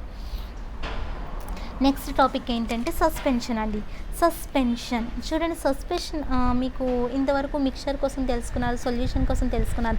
సొల్యూషన్ని ఇక్కడ సస్పెన్షన్ చెప్పినప్పుడు మీరు సొల్యూషన్ని గుర్తుపెట్టుకోండి. సొల్యూషన్ అనేది ఏంటి? హోమోజీనియస్ మిక్చర్, అక్కడ ఫిజికల్గానే రియాక్ట్ అవుతుంది. కానీ సస్పెన్షన్ అనేది ఏంటంటే హెట్రోజీనియస్ మిక్చర్ అండి. హెట్రోజీనియస్ మిక్చర్స్ మీకు ఆల్రెడీ హెట్రోజీనియస్ అంటే చెప్పాను కదండి. ఇక్కడ సస్పెన్షన్ అనేది ఏంటి అంటే ఒక హెట్రోజీనియస్ మిక్చర్ అండి. ఓకేనమ్మా. సొల్యూట్ అనేది ఏంటి? మీకు సాల్వెంట్లోని డిజాల్వ్ కాకుండా మనం ఆల్రెడీ చూసాం కదండి, ఆల్రెడీ జస్ట్ డిస్కస్ చేస్తున్నాను మీకు రిపీట్గా. సొల్యూట్ అనేది సాల్వెంట్లో డిజాల్వ్ కాకుండా మీడియం అంటే వన్ సెకండ్ అమ్మా. సస్పెన్షన్ అంటే ఫస్ట్ తెలుసుకోండి. సస్పెన్షన్ అంటే ఏంటి అంటే ఇప్పుడు ఒక సాల్వెంట్ ఉంది కదమ్మా, సాల్వెంట్లో అనమాట సొల్యూట్ అనేది డిజాల్వ్ అవ్వాలి. నార్మల్గా అయితే మీకు సొల్యూషన్ అంటే ఏంటి? సాల్వెంట్లో సొల్యూట్ కదండి, సొల్యూట్ అనేది డిజాల్వ్ అవ్వాలి. అలా డిజాల్వ్ కాకుండా మీకు అక్కడ సస్పెండ్ అవ్వడమే సస్పెన్షన్ అండి. ఓకేనమ్మా. అంటే ఇప్పుడు మీకు బెస్ట్ ఎగ్జాంపుల్ చెప్తే అర్థమవుతుందండి. మీకు హెట్రోజీనియస్ అంటే మీకు ఫస్ట్గా గుర్తు రావాల్సింది బెస్ట్ ఎగ్జాంపుల్ శాండ్ అండ్ ఏం తీసుకుంటారు? వాటర్ని శాండ్ని తీసుకోండి. శాండ్ని తీసుకున్నప్పుడు మీరు వాటర్లో శాండ్ పార్టికల్స్ వేసినప్పుడు ఏమవుతుందమ్మా? ఈజీగా ఇక్కడ అంతా వాటర్ ఉండిపోతుంది, కిందంతా శాండ్ పార్టికల్స్ అన్నీ డౌన్ సైడ్కి వచ్చి సెటిల్ అయిపోతాయి కదా. ఇది వాళ్ళ ప్లేస్ అన్నట్టు ఇవి ఇక్కడ సెటిల్ అయిపోతాయి కదండి కదా. ఇది మీకు ఆల్రెడీ ప్రాక్టికల్గా తెలుసు. సో అంటే ఏంటి? ఇక్కడ మీకు ఇలా సెటిల్ అయిపోవడమే ఏంటంటే సస్పెన్షన్ అండి. ఓకేనమ్మా. అలా సస్పెండ్ అవుతాయండి. డిజాల్వ్ కావు. డిజాల్వ్ అవుతే అది సొల్యూషన్ అవుతుంది. డిజాల్వ్ కాకుండా కిందనే ఉండిపోతుంది. అందుకే మీకు సొల్యూషన్ నేను వేరియేషన్స్ చెప్తూ ఉన్నానండి చాలా వరకు. మీకు సొల్యూషన్కి సస్పెన్షన్కి వేరియేషన్స్ అబ్జర్వ్ చేస్తూ ఉన్నాను. సొల్యూషన్స్లో అయితే మీకు వాటర్ వేసాము, అందులో ఏం చేసాము? సాల్ట్ వేసాము, అది పూర్తిగా డిజాల్వ్ అయిపోతుంది. ఒకవేళ డిజాల్వ్ కాకుండా ఉన్నా అది మనం హీట్ నుంచి ఇస్తే అది అయిపోతుంది. ఓకేనా. అది క్లియర్ అయిపోతుంది. మనకి సొల్యూషన్స్ ఏంటంటే ఒక హోమోజీనియస్ మిక్చర్, ఎందుకంటే ఎక్కడ చూసినా మీకు టేస్ట్ ఒకేలా ఉంటుంది. అదే మీకు ఏంటిది? సస్పెన్షన్ ఏంటంటే ఇది ఒక హెట్రోజీనియస్ మిక్చర్ అండి. అదే మీకు సొల్యూషన్ అనేది మీకు హోమోజీనియస్ కాబట్టి మీకు అక్కడ సపోజ్ లెమన్ వాటర్ అయినా అది హోమోజీనియస్ కదండి. లెమన్ ఎక్కడుంది, వాటర్ ఎక్కడుంది అని మనకి అక్కడ లేయర్స్ అనేవి మనకి ఏం విజిబుల్ కావు. కానీ ఇది హెట్రోజీనియస్, ఇక్కడ మనకి ఈజీగా వాటర్ ఇక్కడ ఉందని, శాండ్ ఇక్కడ ఉందని మనకి అక్కడ ఈజీగా విజిబుల్ అవుతుందండి. ఓకేనమ్మా. అంటే అక్కడ లేయర్స్ అనేవి సస్పెన్షన్ అనేది మనం ఈజీగా అక్కడ ఐడెంటిఫై చేయొచ్చు. వాటర్ని శాండ్ని తీసుకున్నాము. తీసుకున్నప్పుడు ఇక్కడ శాండ్ పార్టికల్స్ అన్నీ మీకు చివరిలోకి వచ్చేసాయి. ఇలా మీకు డిజాల్వ్ అవ్వట్లేదంటే దాన్ని ఏమంటారంటే సస్పెన్షన్ అంటారండి. ఓకేనా. అండ్ ఇక్కడ మనకి ఏమవుతుందంటే ఇది మనకి క్లియర్గా విజిబుల్ అవుతుంది కదండి. సాల్ట్ అయితే మనం విజిబుల్ అక్కడ కాదు, కానీ ఇక్కడ శాండ్ పార్టికల్స్ విజిబుల్ అవుతుంది కదా, అదే సస్పెన్షన్. ఓకేనండి. అండ్ ఇక్కడ సొల్యూషన్లో మీకు పార్టికల్స్ యొక్క సైజ్ ఎంత ఉండాలి, లెస్ దెన్ 1 నానోమీటర్ ఉండాలి. కానీ ఇందులో పార్టికల్ యొక్క సైజ్ ఎంత ఉండాలి అంటే 100 నానోమీటర్స్ ఆర్ 100 నానోమీటర్స్ అయినా ఉంటాయండి.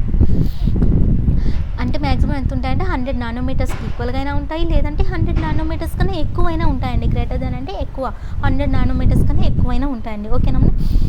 ఎందుకు నేను ఇక్కడ వేరియేషన్ చెప్తున్నా అంటే సొల్యూషన్స్కి సస్పెన్షన్ల మధ్యన ఒక మీడియేటర్ వస్తారండి నెక్స్ట్ టాపిక్లో.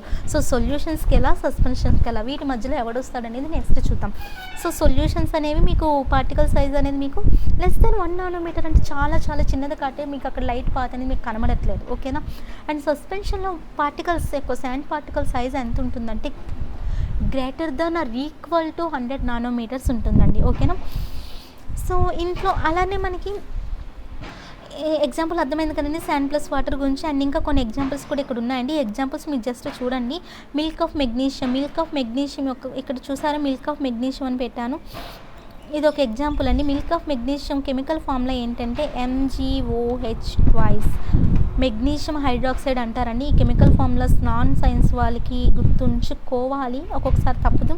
సో మిల్క్ ఆఫ్ మెగ్నీషియం ఏమంటారంటే మనము మెగ్నీషియం హైడ్రాక్సైడ్ ఫార్ములా MgOH2 అని చదువుతారండి. ఇది కూడా మనకి ఏంటంటే ఒక ఎగ్జాంపుల్ అండి సస్పెన్షన్కి. ఎందుకంటే ఇది మనకి వాటర్లోని మనకి ఇది సస్పెండ్ అవుతుందమ్మా. ఇది మనకి వాటర్లోని ఇది మనకి డిసాల్వ్ కాదు. అండ్ లైమ్ వాటర్ ఫార్ములా ఏంటంటే లైమ్ వాటర్ ఫార్ములా ఏంటంటే కాల్షియం హైడ్రాక్సైడ్ అమ్మ, CaOH2. లైమ్ వాటర్ ఫార్ములా ఏంటంటే కావలిస్తే పెట్టుకోండి, CaOH2 కాల్షియం హైడ్రాక్సైడ్. ఇది కూడా మనకి వాటర్లో సస్పెండ్ అవుతుంది, డిజాల్వ్ కాదండి. ఇవన్నీ మనకి హోమోజీనియస్ అండి. ఓకేనమ్మా. ఇవన్నీ ఎగ్జాంపుల్స్. అండ్ బ్లీచింగ్ పౌడర్ కూడా మనకి వాటర్లో డిజాల్వ్ కాదు, సస్పెన్షన్ అండి. ఇది కూడా వాటర్లోనే. సో ఇవన్నీ సస్పెన్షన్ గురించి. నెక్స్ట్ ప్రాపర్టీస్కి వెళ్దామండి.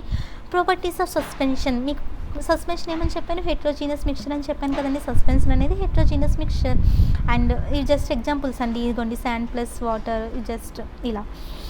అండ్ నెక్స్ట్ సెకండ్ ప్రాపర్టీ ఏంటంటే మీకు ఆల్రెడీ చెప్పాను, పార్టికల్స్ యొక్క సైజ్ ఎంత ఉండాలంటే 100 నానోమీటర్స్ అయినా ఉండాలి, లేదంటే అంతకన్నా ఎక్కువగా ఉండాలండి. అంతకన్నా ఎక్కువగా ఉంటుందంటే మనకి విజిబుల్ కదండి, మన ఐస్తో చూడగలం కదా. శాండ్ని వాటర్ని సెపరేట్ చేసి మన ఐస్తో ఈజీగా మనం చూడగలం. కాబట్టి ఎందుకు అక్కడ చూడగలం అంటే పార్టికల్స్ యొక్క సైజ్ ఎక్కువ కాబట్టి అది డిజాల్వ్ కావు వాటర్లో డిజాల్వ్ కాకుండా డౌన్ సైడ్కి వెళ్ళి సెటిల్ అవుతాయి. అదే మనకు సస్పెన్షన్ కాబట్టి అది మనకి ఈజీగా విజిబుల్ అవుతుంది. ఓకేనమ్మా. థర్డ్ ప్రాపర్టీ ఏంటంటే షుగర్. 1 సెకండ్. అండ్ నెక్స్ట్ మీకు ఏం చెప్పానంటే సొల్యూషన్స్లో మనకి స్టెబిలిటీ ఉంటుందని చెప్పాను, కానీ సస్పెన్షన్ అంతా రివర్స్ అండి. సస్పెన్షన్లో మనకి ఏముండదంటే స్టెబిలిటీ అనేది ఉండదు. మీకు అది ఆల్రెడీ అర్థమవుతుంది. సస్పెన్షన్లో ఫస్ట్ మీరు వాటర్ వేసేటప్పుడు అందులో శాండ్ వేసి స్పూన్తో కలిపినప్పుడు ఏమవుతుంది, డిజాల్వ్ అనేట్టు ఉంటుంది. కానీ కొంత టైం తర్వాతకి ఏమవుతుంది, అక్కడ మీకు స్టేబుల్గా ఉండకుండా కిందకి డౌన్ సైడ్కి వెళ్ళి సెటిల్ అయిపోతుంది కదంటే. అంటే ముందు మీకు డిజాల్వ్ అనేట్టు కనిపిస్తుంది, కానీ కిందకి వెళ్ళి చూసేసరికి కాసేపటికి ఏమవుతుంది అనేది మనకి అన్డిజాల్వ్డ్ దాకా, అంటే స్టెబిలిటీ అనేది ఉండట్లే కదమ్మా. సస్పెన్షన్లో మనకి స్టెబిలిటీ అనేది ఉండదు, అదే సొల్యూషన్లో అయితే మనకి స్టెబిలిటీ అనేది ఉంటుంది. ఓకేనా. అండ్ ఇక్కడ ఎగ్జాంపుల్ చూడండి, కాల్షియం. ఇక్కడ ఇంకొక ఎగ్జాంపుల్ ఏంటి అంటే చూడండి, సపోజ్ మీకు కార్బన్ డైఆక్సైడ్ ఉందండి. మీరు రియాక్షన్స్ గుర్తుంచుకుంటారో లేదో నాకు తెలియదు, బట్ నాకు కంటెంట్ చెప్పాలనుకున్నాగా చెప్తున్నాను అండి. సపోజ్ మనకి కార్బన్ డైఆక్సైడ్ ఉంది, CO2. లైమ్ వాటర్ అంటే ఏమని చెప్పాను, CaOH2 కాల్షియం హైడ్రాక్సైడ్ అని చెప్పాను. దీంతో రియాక్షన్ జరిపినప్పుడు అక్కడ ఏమవుతుందంటే CaCO3 అంటే ఏంటంటే అది ఎలా ఉంటుందంటే మిల్కీ అపీరెన్స్ అండి, కాల్షియం కార్బోనేట్ అనమాట. ఇది మనకి ఏంటంటే వాటర్లో మనకి సాల్యుబుల్ కాదు అంటే అక్కడ ఏమవుతుంది, అక్కడ సస్పెన్షన్ జరుగుతుంది. ఓకేనా. ఇలాంటివి కొన్ని ఎగ్జాంపుల్స్ అండి. కార్బన్ డైఆక్సైడ్ని మీకు లైమ్ వాటర్ కాల్షియం హైడ్రాక్సైడ్తో మీకు రియాక్షన్ జరిపిస్తే ఏమవుతుందంటే అక్కడ మీకు కాల్షియం కార్బోనేట్ ఉంటుంది, అది మనకి ఇన్సాల్యుబుల్ అనమాట. అంటే మనకి వాటర్ ప్లస్ ఇంకా వాటర్ కూడా ఇక్కడ వస్తుందండి. సో ఇక్కడ మనకి ఇది వాటర్లో డిజాల్వ్ కాదు. ఇది ఎలా ఉంటుందంటే మనకి ఒక మిల్కీ అపీరెన్స్ ఇస్తుందండి కాల్షియం కార్బోనేట్ అనేది. ఇది వాటర్లో డిజాల్వ్ కాదు, ఇది ఒక సస్పెన్షన్ అండి. ఇది కూడా ఒక ఎగ్జాంపుల్. ఇది ఓకే కదండి. ఇవి జస్ట్ ఎగ్జాంపుల్స్ అమ్మ. నెక్స్ట్ ఏంటి అంటే పార్టికల్స్ అనేవి, ఈ సస్పెన్షన్లో పార్టికల్స్ అనేవి ఇప్పుడు మనకి ఫిల్టర్ పేపర్ ఉందమ్మా. ఫిల్టర్ పేపర్ గుండా నార్మల్గా సొల్యూషన్ తీసుకున్నాం అనుకోండి, సాల్ట్ ప్లస్ వాటర్, సాల్ట్ వాటర్ని తీసుకున్నాం. మీరు అక్కడ ఫిల్టర్ పేపర్ గుండా చూసినప్పుడు మీకు సాల్ట్ ఇలా ఫిల్టర్ పేపర్ గుండా మీరు పంపించినప్పుడు మీకు సాల్ట్ పార్టికల్స్ ఇక్కడ ఉండిపోవడం ఏమి అవ్వదు కదండి, ఓవరాల్గా అంతా కిందకి వెళ్ళిపోతుంది కదా. ఎందుకంటే అక్కడ మీకు పార్టికల్స్ అనేవి చాలా స్మాల్ సైజులో ఉంటున్నాయి సొల్యూషన్లో, 1 నానోమీటర్ కన్నా తక్కువ అన్నాను కాబట్టి. కానీ ఇక్కడ ఏమవుతుంది, సస్పెన్షన్లో మీకు ఆల్రెడీ పార్టికల్ యొక్క సైజు ఏమని చెప్పాను, less greater than or equal to 100 nanometres అని చెప్పాను. అంటే పార్టికల్స్ యొక్క సైజ్ చాలా ఎక్కువ కదండి. పార్టికల్స్ యొక్క సైజ్ చాలా ఎక్కువ కాబట్టి మీకు ఇక్కడ ఫిల్టర్ పేపర్ నుండి పంపించినప్పుడు వాటర్ ప్లస్ శాండ్ని, ఈ ఫిల్టర్ పేపర్ మీద మీకు శాండ్ అంతా ఉండిపోతుంది కదండి, వాటర్ అంతా కిందకి వెళ్ళిపోతుంది. వాటర్ అంటే ఏంటి, సాల్వెంట్ అంతా కిందకి వెళ్ళిపోతుంది. శాండ్ అంటే ఏంటి, సొల్యూట్ అనేది మీకు ఇక్కడే ఫిల్టర్ పేపర్ పైన ఉండిపోతుంది కదమ్మా. సో అక్కడ మీకు సొల్యూషన్లో అయితే మీకు ఏమైపోతుంది, సాల్వెంట్ ప్లస్ సొల్యూట్ రెండు కలిపి మీకు డౌన్ సైడ్కి వెళ్ళిపోతాయి. ఎందుకంటే పార్టికల్స్ అయితే చాలా చిన్నవి కాబట్టి ఆ ఫిల్టర్ పేపర్ కూడా ఈజీగా వెళ్తాయి. అది ఇక్కడ మనకి తీసుకుంటే సస్పెన్షన్లో తీసుకుంటే మనకి శాండ్ పార్టికల్స్ యొక్క సైజ్ చాలా ఎక్కువ కాబట్టి అది మనం ఫిల్టర్ పేపర్ నుండి పంపించినప్పుడు ఓన్లీ మనకి సాల్వెంట్ మాత్రమే వెళ్తుంది. శాండ్ అనేది సొల్యూట్ కదమ్మా, సొల్యూట్ అనేది మనకి ఇక్కడే ఉండిపోతుందండి పైన. ఓకేనా, ఇదండి. అంటే ఫిల్టర్ పేపర్ నుంచి మనకి ఏమవుతుందంటే ఫిల్టర్ పేపర్ నుండి సస్పెన్షన్లో పార్టికల్స్ ఉంటాయి కదండి, అవి ఫిల్టర్ పేపర్ నుండి పాస్ అవ్వవు. ఓకేనమ్మా, ఎందుకు అంటే రీజన్ ఏంటి, సస్పెన్షన్ పార్టికల్స్ అనేవి చాలా బిగ్ సైజ్లో ఉండడం వల్ల ఫిల్టర్ పేపర్ పైన ఉండిపోతాయండి. నెక్స్ట్ ఏంటంటే అక్కడ మీకు ఏంటది ట్రాన్స్పరెంట్ అని చెప్పాను, అక్కడ మీకు సొల్యూషన్లో ఇక్కడ ఏంటంటే ఇది ఒపేక్ అయినా అవుతుంది, లేదంటే ట్రాన్స్లూసెంట్ అయినా అవుతుంది. నెక్స్ట్ లాస్ట్ పాయింట్ ఏంటి అంటే ఇందులో మనకి ఇక్కడ మీకు చూపించలేదండి, జస్ట్ మీరు ఇమేజిన్ చేసుకున్న అందులో మీకు లైట్ పాత్ అనేది మీకు విజిబుల్ కాదని చెప్పాను. సొల్యూషన్లో అంటే వాటర్ ప్లస్ సాల్ట్ తీసుకొని మీకు చూపించాను ఒకటి, అందులో అయితే మీకు కనబడదు. ఎందుకంటే మీకు అక్కడ పార్టికల్స్ అనేది చాలా చిన్నవి కాబట్టి స్కాటరింగ్ అయినా సరే నెగ్లిజిబుల్ కాబట్టి మీకు అక్కడ పాత్ అనేది కనిపించదు. కానీ ఇక్కడ లైట్ పాత్ అనేది మీకు విజిబుల్ అండి, ఎందుకంటే మీకు ఆల్రెడీ మిల్క్ గురించి ఎగ్జాంపుల్ చెప్పాను. మిల్క్ ఎలానో ఇక్కడ శాండ్ కూడా అలానేనండి, శాండ్ పార్టికల్ సైజ్ ఎక్కువ కాబట్టి సేమ్ అక్కడ మిల్క్ మీరు చెప్పాను కదండి, స్కాటరింగ్ జరిగి మెజారిటీ మళ్ళీ అక్కడికి వెళ్ళడం అదంతా లైట్ పాత్ ఎలా కనిపిస్తుందో ఇక్కడ కూడా మీకు లైట్ పాత్ అనేది విజిబుల్ అండి సస్పెన్షన్లో. ఓకేనా, సో ఇదండి ప్రాపర్టీస్ ఆఫ్ సస్పెన్షన్ ప్రాపర్టీస్ అర్థమే కదండి. ఫస్ట్ ప్రాపర్టీ ఏం నేర్చుకున్నారంటే అది ఒక హెట్రోజీనస్ మిక్చర్ అండి. అండ్ ఇందులో పార్టికల్స్ యొక్క సైజ్ ఎలా ఉంటుంది, 100 greater than or equal to 100 nanometres, అంటే ఈక్వల్ అయినా అవ్వచ్చు ఎక్కువైనా అవ్వచ్చు అండి. అలా ఎక్కువ ఉండడం వల్ల మన కళ్ళకి ఇవి విజిబుల్ కదండి, సో ఇది విజిబుల్. అండ్ నెక్స్ట్ స్టెబిలిటీగా ఉంటుందా అన్స్టెబిలిటీగా ఉంటుందా, అన్స్టెబిలిటీ కదండి, ఇందులో స్టెబిలిటీ అనేది ఉండదు. నెక్స్ట్ ఇంకా ఇవి దేని గుండా ఫిల్టర్ పేపర్ నుంచి వెళ్తాయా వెళ్ళవండి, ఫిల్టర్ పేపర్ గుండా పాస్ అవ్వవు. ఎందుకు పాస్ అవ్వు అంటే పార్టికల్స్ అక్కడ సైజు సస్పెన్షన్ యొక్క పార్టికల్స్ యొక్క సైజ్ అనేది చాలా ఎక్కువ కాబట్టి పెద్దవి కాబట్టి ఆ ఫిల్టర్ పేపర్ పైనే ఉండిపోతాయి. నెక్స్ట్ ఇది ఓపెక్ అయినా అవ్వచ్చు, రెండు ట్రాన్స్లూసెంట్ అవ్వచ్చు. అండ్ ఇందులో లైట్ పాత్ అనేది మీకు విజిబుల్నా నాన్ విజిబుల్నా అండి, లైట్ పార్ట్ అనేది విజిబుల్, ఎందుకంటే అక్కడ పార్టికల్స్ యొక్క సైజ్ అనేది పెద్దది కాబట్టి. నెక్స్ట్ ఇంపార్టెంట్ అండి కొలాయిడల్ సొల్యూషన్. మీకు ఇందాక చెప్పే సొల్యూషన్స్ని సస్పెన్షన్ని జస్ట్ చెప్పాను, డిఫరెన్సెస్ చెప్తున్నా. ఎందుకు అంటే ఇవి రెండు గుర్తుంచుకోవాలి, వీడి మధ్యలో ఒకటి వస్తాడు అని, వాడేమంటే కొలాయిడల్ సొల్యూషన్. ఓకేనా, అంటే మీకు నార్మల్గా సొల్యూషన్ చూసారు కదండి, సొల్యూషన్స్ని ఏమంటారంటే ట్రూ సొల్యూషన్స్ అంటారండి. నేను ఇప్పుడు మీకు ట్రూ సొల్యూషన్ అనే వర్డ్ యూజ్ చేస్తాను కాబట్టి నేను మీకు చెప్పానండి. ట్రూ సొల్యూషన్ అంటే మళ్ళీ ఏంటి మ్యామ్ న్యూ టెర్మినాలజీ పెట్టారని అనుకోకండి, సొల్యూషన్స్ని మనం ఏమంటారంటే ట్రూ సొల్యూషన్స్ అంటామండి. అండ్ ఇక్కడ ట్రూ సొల్యూషన్ని సస్పెన్షన్ని తీసుకుంటున్నాను, మీకు ట్రూ సొల్యూషన్ అనేది కష్టంగా ఉంటే సొల్యూషన్ అని చెప్తాను. సో సొల్యూషన్స్ని సస్పెన్షన్ని తీసుకున్నప్పుడు సొల్యూషన్ అంటే ఏంటి, మనకి సాల్ట్ ప్లస్ వాటర్ అదొక సొల్యూషన్, అదే శాండ్ ప్లస్ వాటర్ అయితే ఏమవుతుందమ్మా అదొక సస్పెన్షన్ కదా. డిఫరెన్సెస్ చెప్తున్నా గుర్తుంచుకోండి, ఎందుకంటే వీడి మధ్యలోకి వీడు వస్తాడు కాబట్టి వీడికి మధ్యలో వీడి ప్రాపర్టీస్ ఉంటాయి కాబట్టి. ఓకేనండి, అండ్ సొల్యూషన్స్లో మనకి ఎలా ఫిల్టర్ పేపర్ నుండి వెళ్ళిపోతాయి కదండి, ఎందుకు వెళ్ళిపోతాయి, పార్టికల్స్ యొక్క సైజ్ తక్కువ కాబట్టి. అలానే సస్పెన్షన్లో ఫిల్టర్ పేపర్ గుండా వెళ్తాయా వెళ్ళవు, ఎందుకంటే సస్పెన్షన్ పార్టికల్స్ యొక్క సైజ్ పెద్దది కాబట్టి. అలానే ఇందులో మీకు సొల్యూషన్స్లో మీకు లైట్ బీమ్ అనేది మీకు కనిపిస్తుందా, విజిబుల్లా అండి, విజిబుల్ కాదు కదా, ఎందుకు పార్టికల్స్ యొక్క సైజ్ అన్నిటికీ పార్టికల్స్ యొక్క సైజ్ అనండి, పార్టికల్స్ యొక్క సైజ్ లెస్ దెన్ 1 నానోమీటర్ కాబట్టి. కానీ సస్పెన్షన్లో మనకి విజిబుల్ అవుతుంది కదండి, లైట్ పాత్ అనేది ఎందుకు విజిబుల్ అవుతుంది, పార్టికల్స్ యొక్క size greater than or equal to 100 nanometres కాబట్టి, అంతే కదండి. సో ఇప్పుడు మీకు ఈ రెండు మీకు అర్థమై ఉంటాయి మ్యాక్సిమం. అండ్ ఇంకా సొల్యూషన్స్ ఏంటి హోమోజీనియస్ అవుతాయి, అండ్ సస్పెన్షన్ ఏంటి హెట్రోజీనియస్ అవుతుంది. అండ్ సొల్యూషన్స్ని మనం మైక్రోస్కోప్తో కూడా చూడలేము, అండ్ ఇక్కడ సస్పెన్షన్ని మనం ఐస్తో చూడొచ్చు, మైక్రోస్కోప్తో చూడొచ్చు అండి. ఓకేనా, సో వీటి మధ్యలో ఎవడు వస్తాడంటే కొల్లాయిడ్ వచ్చాడండి. కొల్లాయిడ్ ఏం చేస్తాడంటే ట్రూ సొల్యూషన్స్కి సస్పెన్షన్కి మధ్యలో ఉంటాడండి. వీడు ఎక్కడ ఉంటాడండి, ట్రూ సొల్యూషన్స్ ఆర్ సొల్యూషన్స్ అని పెట్టుకొని మీకు కష్టంగా ఉంటుంది, సొల్యూషన్స్కి సస్పెన్షన్కి అండ్ మధ్యలో ఉండేవాడు ఎవడంటే కొల్లాయిడ్ అండి. ఓకేనా, సో కొల్లాయిడల్ సొల్యూషన్స్ అనేది దేనికి మధ్యలో ఉంటాయంటే ఇటు సైడ్ ట్రూ సొల్యూషన్స్కి అండ్ ఇటు సైడ్ దేనికమ్మా సస్పెన్షన్కి, ఈ రెండింటికి మధ్యలో ఉండేవారు ఎవరు అంటే కొల్లాయిడల్ సొల్యూషన్స్ అండి. ఈ రెండింటికి మధ్యలో ఉండేవారు కొల్లాయిడల్ సొల్యూషన్స్. ఇప్పుడు చెప్పండి, ఇప్పుడు మీకు ఈజీగా వస్తుంది. ట్రూ సొల్యూషన్ అంటే పార్టికల్ సైజ్ ఎంత ఉండాలి? లెస్ దెన్ 1 నానోమీటర్ కదండి. దీనికైతే లెస్ దెన్ 1 నానోమీటర్ ఉండాలి. మీకు క్లియర్గా రాస్తా చూడండి. ట్రూ సొల్యూషన్స్ ఇక్కడ ఏంటి? సస్పెన్షన్. ఓకేనమ్మా. అండ్ వీటి మధ్యలో ఉండేవాడు ఎవడు? Colloid solution. సో ట్రూ సొల్యూషన్కి మనకు పార్టికల్ సైజ్ ఎంత ఉండాలి? లెస్ దెన్ 1 నానోమీటర్ ఉండాలి. సస్పెన్షన్కి ఎంత ఉండాలి? Greater than or equal to 100 nanometre ఉండాలి. అంటే వీటి మధ్యలో ఉండేవాడికి ఎంత ఉండాలి? 1 to 100 బిట్వీన్ ఉండాలి కదమ్మా. 1 కన్నా ఎక్కువ ఉండాలి, 100 కన్నా తక్కువ ఉండాలి. వాడెవడవుతాడు? కొల్లాయిడల్ సొల్యూషన్ అవుతాడు. ఓకేనండి. కొల్లాయిడల్ సొల్యూషన్లో మనకి పార్టికల్ సైజ్ ఎంత ఉండాలమ్మా? 1 to 100 nanometres, between 1 to 100 nanometres. ఓకేనండి. అండ్ మనకి ట్రూ సొల్యూషన్ అయితే హోమోజీనియస్ అండ్ సస్పెన్షన్ అయితే హెట్రోజీనియస్. కాబట్టి ఇక్కడ కొల్లాయిడల్ సొల్యూషన్ కూడా మనకి ఎలా ఉంటుందంటే దూరం నుంచి చూస్తే హోమోజీనియస్లా ఉంటుంది, మైక్రోస్కోప్ నుంచి చూస్తే కానీ మనకు అది హెట్రోజీనియస్ అని తెలియదండి. ఓకేనా. మిల్క్ని చూసామనుకోండి మనకు హోమోజీనియస్ అని కనిపిస్తుంది, కానీ దాని ఇన్స్ట్రుమెంట్స్ దాన్ని చూస్తే అది కూడా మనకి హెట్రోజీనియస్ అండి. ఓకేనండి. సో కొల్లాయిడల్ సొల్యూషన్ అటు వాడి వైపు చూపిస్తాడు, ఇటు వీడి వైపు చూపిస్తాడు. కొల్లాయిడల్ సొల్యూషన్ మనకి దూరం నుండి చూస్తే మనకి ఎలా ఉంటాడు? హోమోజీనియస్లో ఉంటాడు. అదే మనకి మైక్రోస్కోప్తో చూస్తే కానీ వాడు హెట్రోజీనియస్ అని తెలియదండి. అంటే 2 విధాలుగా చూపిస్తాడు. ఓకేనండి.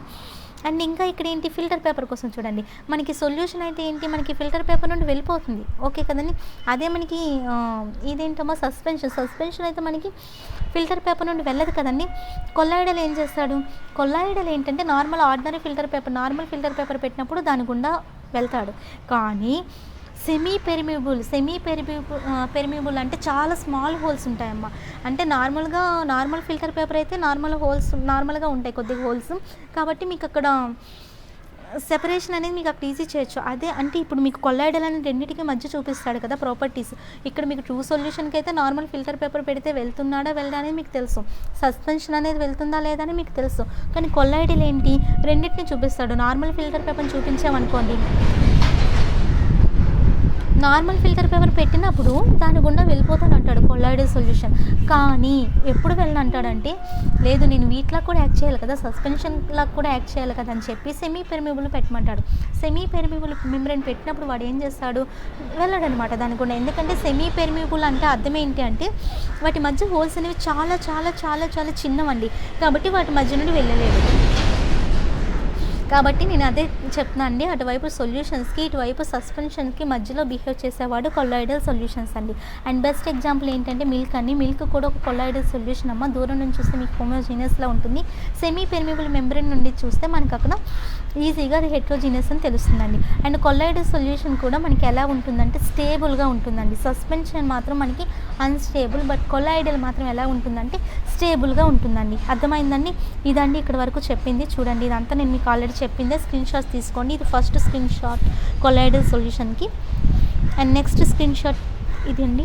సో ఇదంతా నేను చెప్పిందంతా ఇందులో ఉందమ్మా.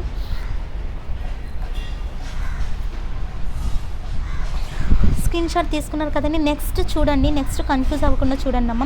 మనకి కొల్లాయిడల్ సొల్యూషన్స్ అనేవి 2 ఫేజెస్లో ఉంటాయండి. ఫస్ట్ వన్ ఏంటి అంటే మీరు ఫస్ట్ వన్ స్లైడ్ చూడకండి, ఇక్కడ నేను చెప్పేది చూడండి. కొల్లాయిడ్స్ అనేవి మనకి 2 టైప్స్లో ఉంటాయి. ఫస్ట్ వన్ ఏంటంటే డిస్పర్స్డ్ ఫేజ్ అండి. Second one dispersion medium. First one dispersed phase and second one ఏంటంటే డిస్పర్షన్ మీడియం. స్లైడ్లో ఎక్కడ ఉంది?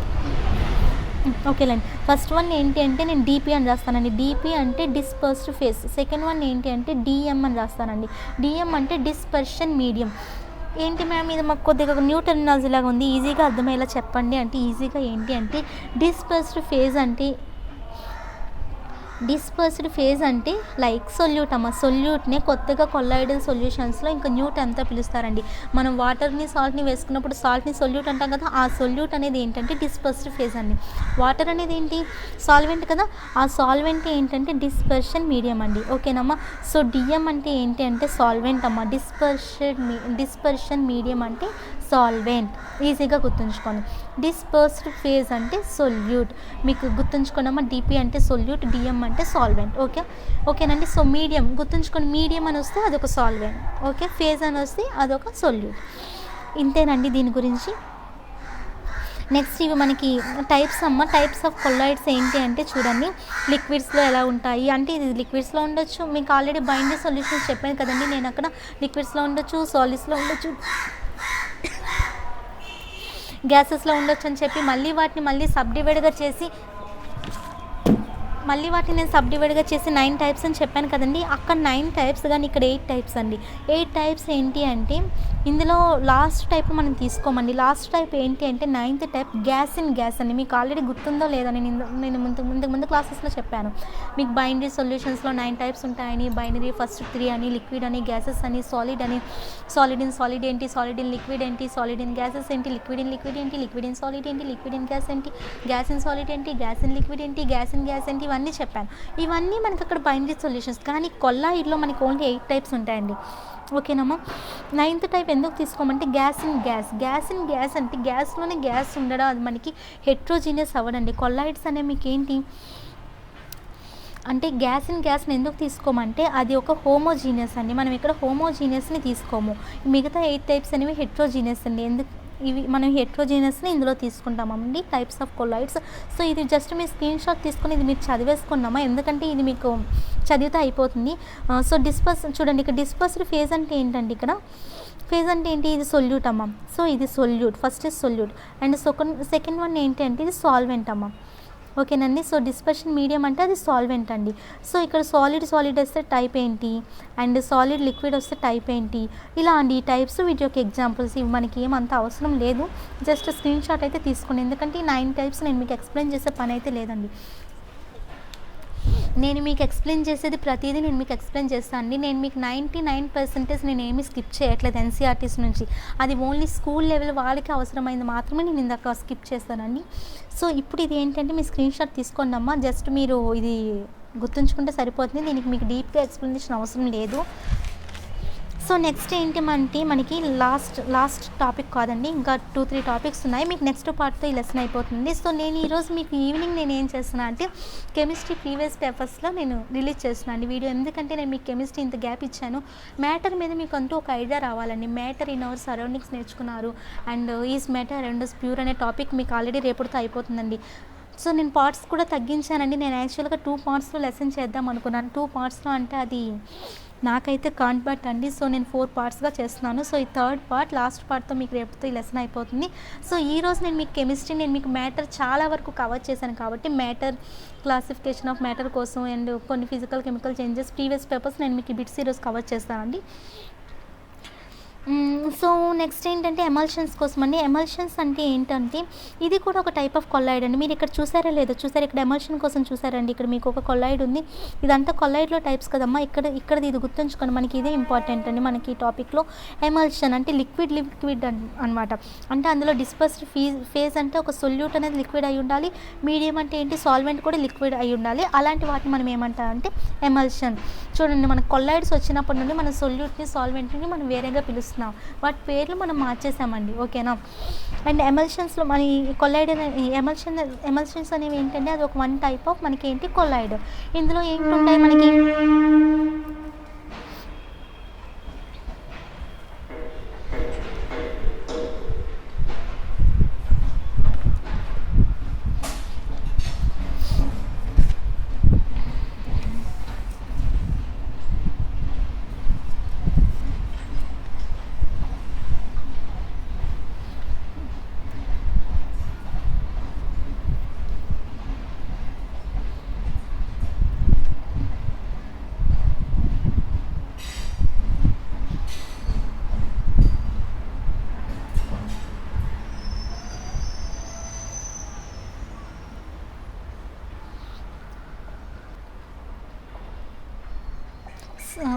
ఓకే అండి. నెక్స్ట్ ఏంటి మనది ఎమల్షన్స్ కదా. ఎమల్షన్స్లో ఏంటి అంటే సపోజ్ మనకి ఇది ఒక 1 టైప్ ఆఫ్ కొల్లాయిడ్ అని చెప్పాను కదా. ఇందులో మనకి ఎన్ని కాంపోనెంట్స్ ఉంటాయి, కొల్లాయిడ్ అనగానే 2 కాంపోనెంట్స్ గుర్తు రావాలి మీకు. ఏంటవి సొల్యూట్ సాల్వెంట్ని మానేసి ఇక్కడ మీరు ఏమన్నారంటే సొల్యూట్ అంటే ఏంటి మనకి డిస్పర్స్డ్ ఫేజ్, ఇక్కడ సాల్వెంట్ అంటే ఇక్కడ డిస్పర్షన్ మీడియం అండి. ఓకేనండి. సో ఇక్కడ మనకి ఎమల్షన్స్లో మనం ఏం తీసుకుంటామండి, మనం ఇక్కడ 2 టైప్స్లో తీసుకుంటాం ఎమల్షన్స్లో కాంపోనెంట్స్ని. ఫస్ట్ వన్ డిపి అని రాస్తానండి, dispersed phase. And second one DM, dispersion medium. ఓకేనండి. ఇది లైక్ సొల్యూట్, లైక్ ఇది సాల్వెంట్. ఓకేనమ్మా. ఈ 2 మనకి ఏ ఫామ్‌లో ఉంటాయంటే ఎమల్షన్స్‌లోనే సొల్యూట్ కూడా లిక్విడ్‌నే, సాల్వెంట్ కూడా లిక్విడ్‌నే. సో, ఈ 2 లిక్విడ్ ఫామ్స్‌లో ఉంటాయండి ఎమల్షన్స్ మనకిది. అండ్ ఇక్కడ ఎమల్షన్స్‌లో మనకి 2 టైప్స్ ఉంటాయండి. Oil in water emulsion and water in oil emulsions. So, ఇక్కడ ఏంటి వాటర్ ఇన్ ఆయిల్ ఏంటి, ఆయిల్ ఇన్ వాటర్ ఏంటి అంటే వాటర్ ఆయిల్‌తో కానీ, ఆయిల్ వాటర్‌తో కానీ మాట్లాడుకుంటాయండి. ఇవి ఎలా అంటే ఇక్కడ మనకి ఎన్ని టైప్స్ ఆఫ్ ఎమల్షన్స్ ఉన్నాయి? 2 టైప్స్ ఆఫ్ ఎమల్షన్స్ ఉన్నాయి. సో, ఆయిల్ ఇన్ వాటర్ అంటే ఇక్కడ మీకు అర్థం చేసుకోండి, ఏది మీకు డీఎం అవుతుంది, ఏది డీపీ అవుతుంది. చూడండి, లైక్ మీకు ఏది డీపీ ఏది డిఎం అనేది మీకు అర్జెంట్గా గుర్తు రాలేదనుకోండి, ఏది సాల్వెంట్ ఏది సొల్యూట్ గుర్తు తెచ్చుకోండి.